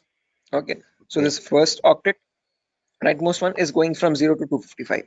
Okay, after that from 10 to 1255, again 255 times. So like that, each octet is cycling 255 times. So there are 4 octets now. So 4 octets in the sense 255 into 255 into 255 into 255. Basic permutations and combinations. Okay, and when you calculate that 255 to the power 4, you get the number 4.3 billion. Okay, so that is how we got that number. Is that clear, guys? Okay. Hello? Hello? Yes, sir. Yes, sir. I understood. Right. Perfect, guys. Now, my question to you guys is, in today's world, in the era of 2022, are 4.3 billion IPs sufficient? No. No, Anyone? sir. No, sir. Definitely. Right, correct. Because the population itself is around 8 billion people, right? Close to 8 billion or 8.5 billion. 4.3 billion IPs are nowhere sufficient at all. Okay. Again, each person might use multiple devices in the network also. Okay. So that is why, to come up as a solution, they made these IPs into 2 different parts. Okay. Solution number 1 was they divided these IPv4 addresses into, again, 2 categories. One, something is known as public IPs, and there's another category called private IPs. Okay. This categorization, okay, or division of IPv4 into public and private IPs is known as NATing, network address translation. Okay, when they knew that this solution is also not working out, this might also still cause the IPs to go extinct, then they came up with another set of IP addresses known as the IPv6 address, guys.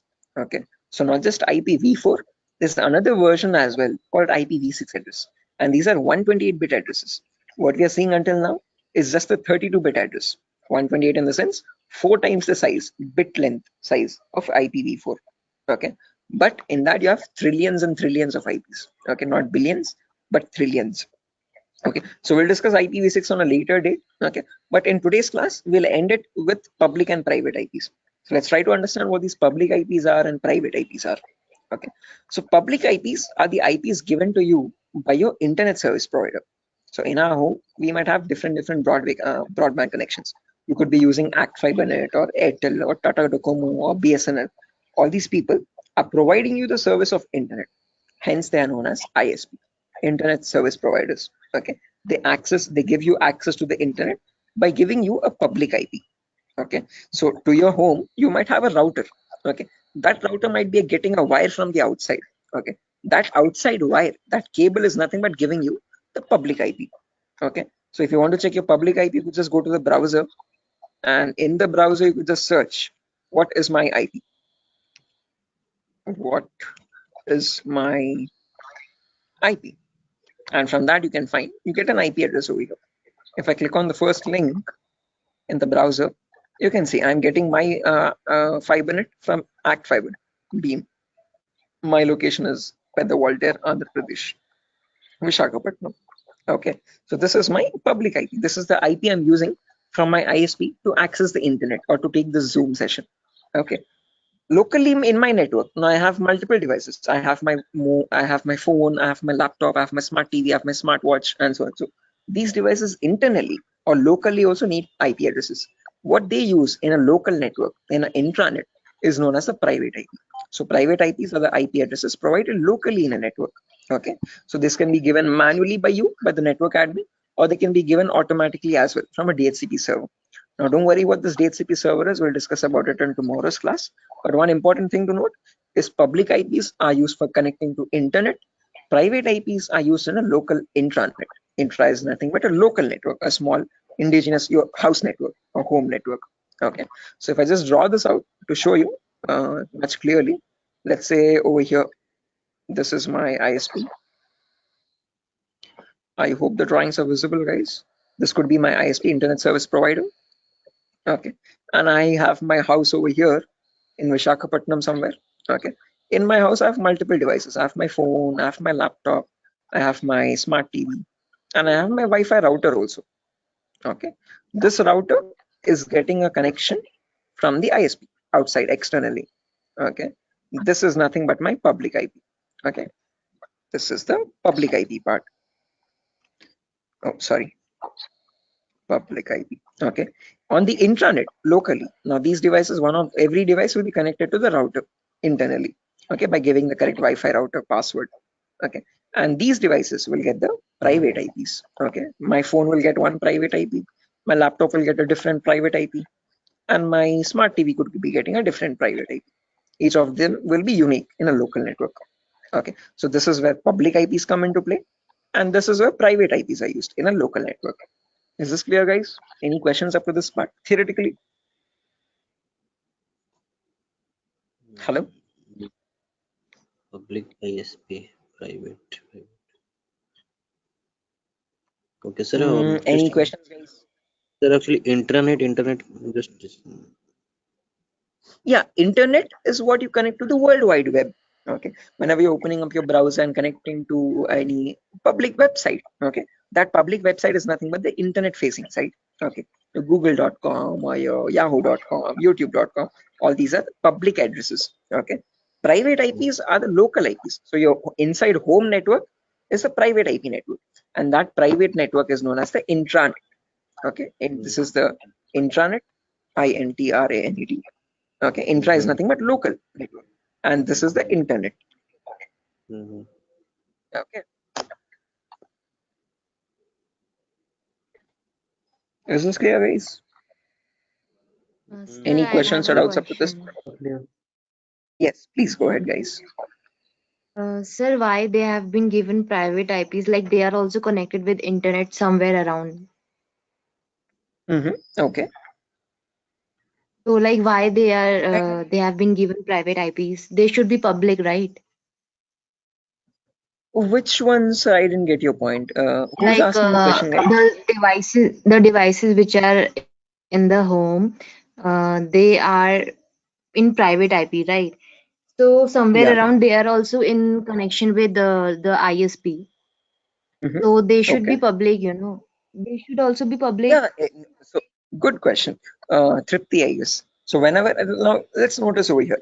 Let's say I have one phone over here and I have my laptop over here. Okay.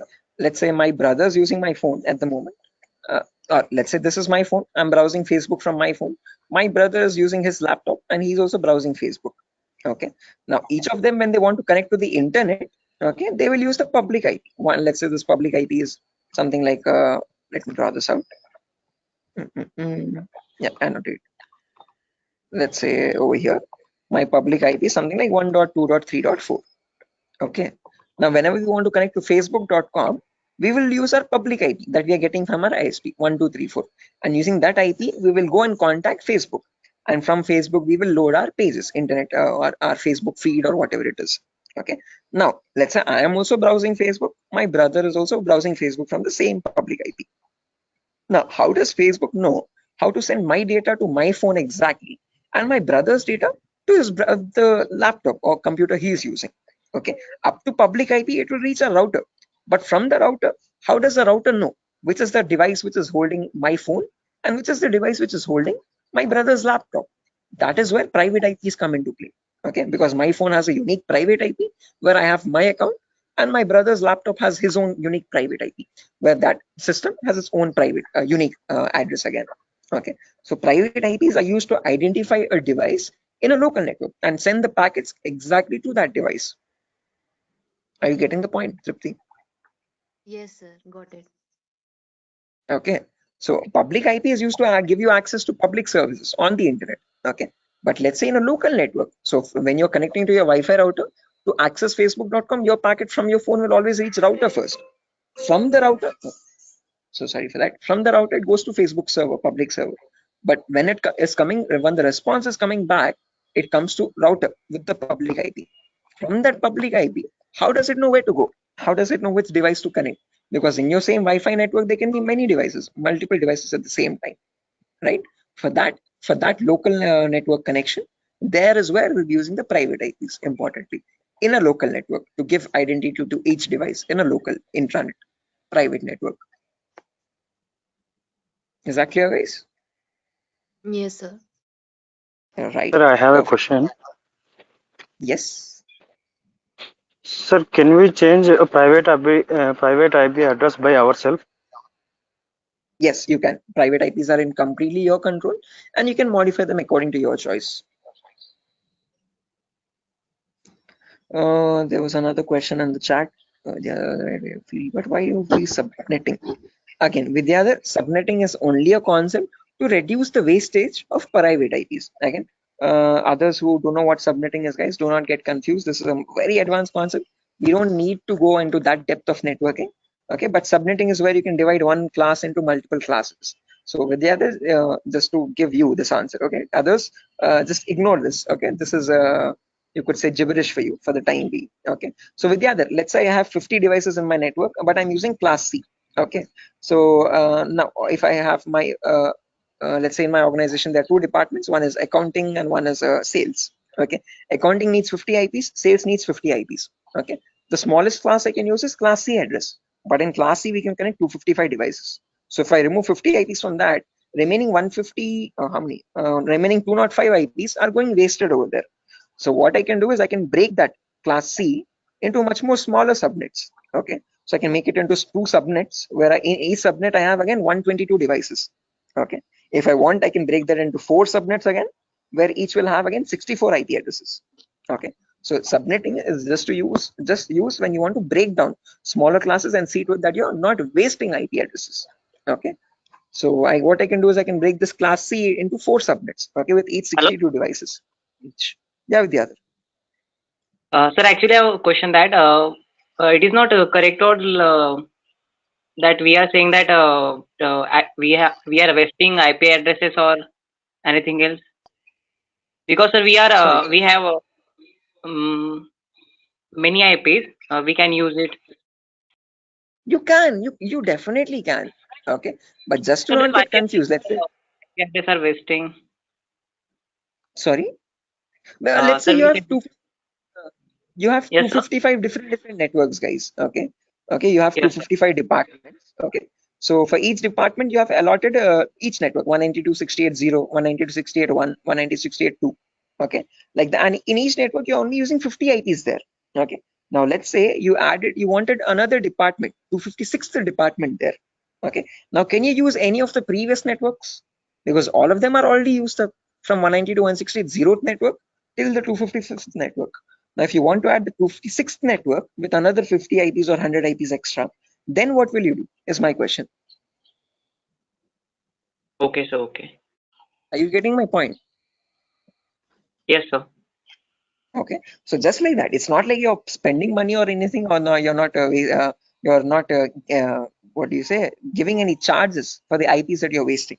Okay, but just so that you have more IPs, free IPs left out, which you can allot for future services or future users. That's what I'm talking about, not wasting IPs. Okay. I guess this is Vidyadhar only who's asking the question. Sir, Tarzan here, sir. Oh, okay. Tarzan, sure. I hope this is clear. Sir, hello. Yeah, guys. Biswajit. Sir, actually, I'm unable to get the concept of private and public, because public, you are connecting to a public server like Facebook. You are, all are connecting to Facebook. Okay. So, and they One are second. trying to Biswajit, access. stay on. Uh,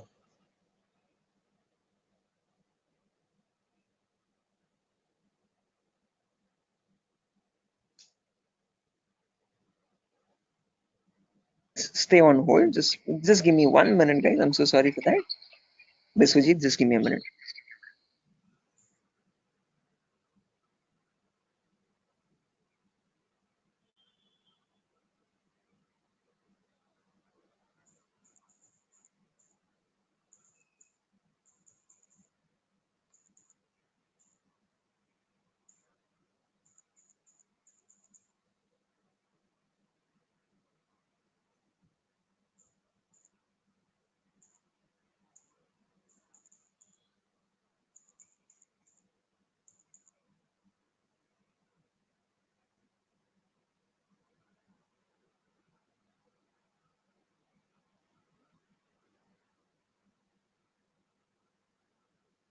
Guys, can you hear me now? I'm so sorry, guys. The Vinayaka Chaturthi thing. But anyways, yeah, Biswajit, to come back to your point again, as I've mentioned, just remember one key point to note is that public IPs are used to access the internet. So when you want to connect to google.com from your laptop, okay, your laptop needs to get a public IP for that. Okay, that public IP is provided to you by your ISP, internet service provider. As simple as that. Private IPs are used for a local communication. Okay, so let's say you want to share files from your laptop to your phone, okay, or from your phone to another phone in the local. okay, understood. So yeah, now when we come to private IPs, guys, again, I guess I was muted over there. As I've mentioned, if you have multiple devices in a local network, now if you want to share files or anything from one device to the other device, if you want to share files from your phone to your laptop or from your laptop to another phone or so, Like, okay, you don't need public IP, you just need private IPs over there. look, I understood. So means like there is one IP that is public to all, and but for that against to public IP there is also private IP to work internally for the Internally, exactly. For internal communications, you have the private IP. Okay, for external, for connecting to a public service, there you would need a public IP. Okay, is that clear, guys? yes. Right, perfect. Sure. So yeah, again, that's that for today's class, guys. Nothing further to discuss. Okay, we're already Hello. past our. Yeah, Prasad. Yeah, sir, sorry to ask you like this, sir. I have joined, half an hour late to the class, so I want to know the index. No worries, Prasad. I actually myself started the class 20 minutes late today, so I'm pretty sure you haven't missed much. Okay, but let me share the index as well, just since you have asked. I have shared this in the demo session a couple times earlier. I hope you have attended the demos as well. If not, No, once. no. Okay, no worries. You can access that from Durgasoft's official YouTube page as well. This is the course content, guys. Okay, so we'll have a few introductory classes first, basic networking concepts, Linux and Windows commands, Windows Server configuration, virtualization, how to install Kali Linux. After all these introductory concepts are done, then we'll go into the advanced concepts. Okay, gaining access, malware attacks, network penetration testing, web application pen testing, basic cloud security, all that. Okay, so if time permits, Prasad, please go through the YouTube demo tutorial so that you have a much better picture. In the demo, I've explained what are topics I'll be discussing in the course, what we'll be learning out throughout the course. So it's much better if you go through the demo once time permits. Okay, thanks for sharing information. Sure, definitely. Again, guys, I'm gonna end the session over here for now. Before I end, I want all your email addresses. Can you please drop it in the chat box so that I can share this notepad file with you? You can go through the notepad file when time permits. Okay. And in tomorrow's class, again, I'm going to be starting the class sharp at 8 o'clock tomorrow, guys. So sorry for the delay today, but tomorrow there won't be any delay at all. And Sir, yeah, someone asked me. Sir, I sent my email ID. Yeah, sure. I've seen that, guys. So please just drop your email in the chat box over here, and from there I can just add the notepad file. Chat box. Mm. Sir, organize the chat box. I have already sent my email ID. Sure thing. Nice.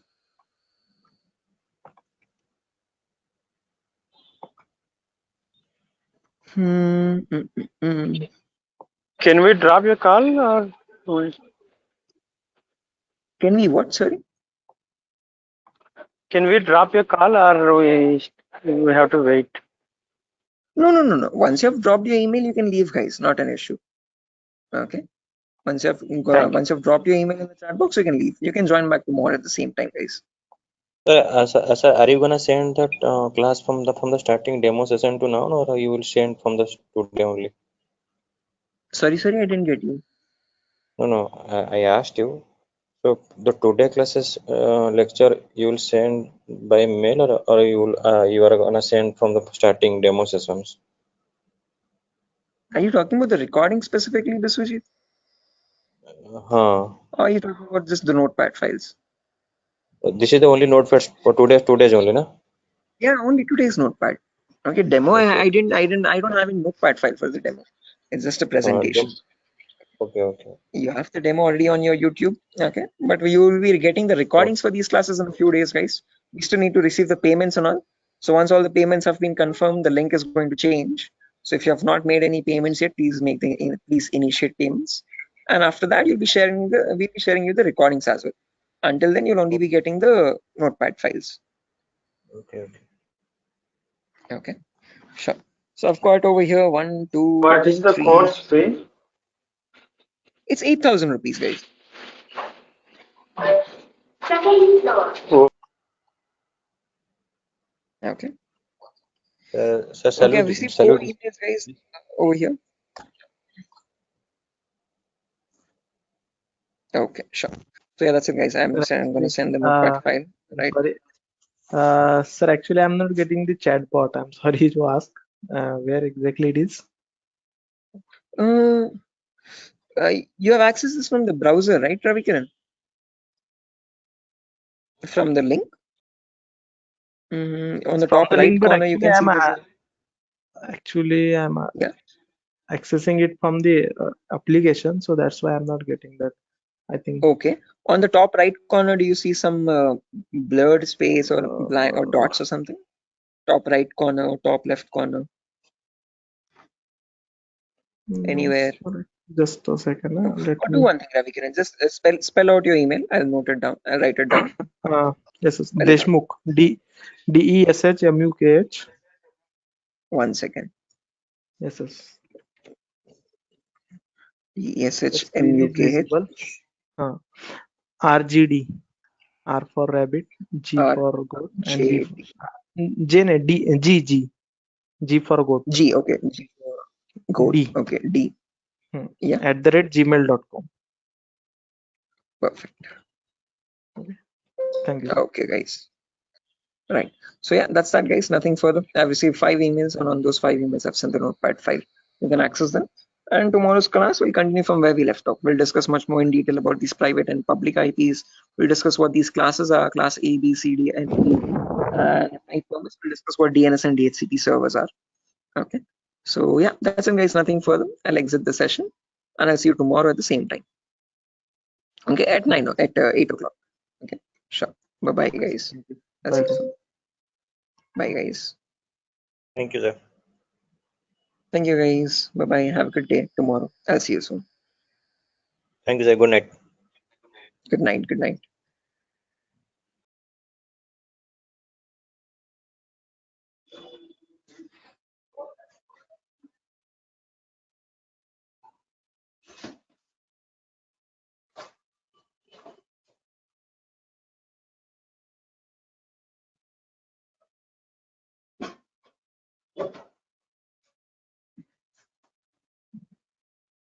Okay, guys, can you see my screen?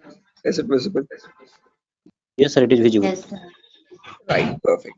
Let's do one thing. Let's just wait for 2 more minutes for the other people to join as well, and then we'll start Okay, the sir. session. Okay, sir. Okay. Very good. Sure. Anyone who's viewing or joining the session today, fresh without joining yesterday? Anyone from that as such? Okay. I hope everyone has joined yesterday as well.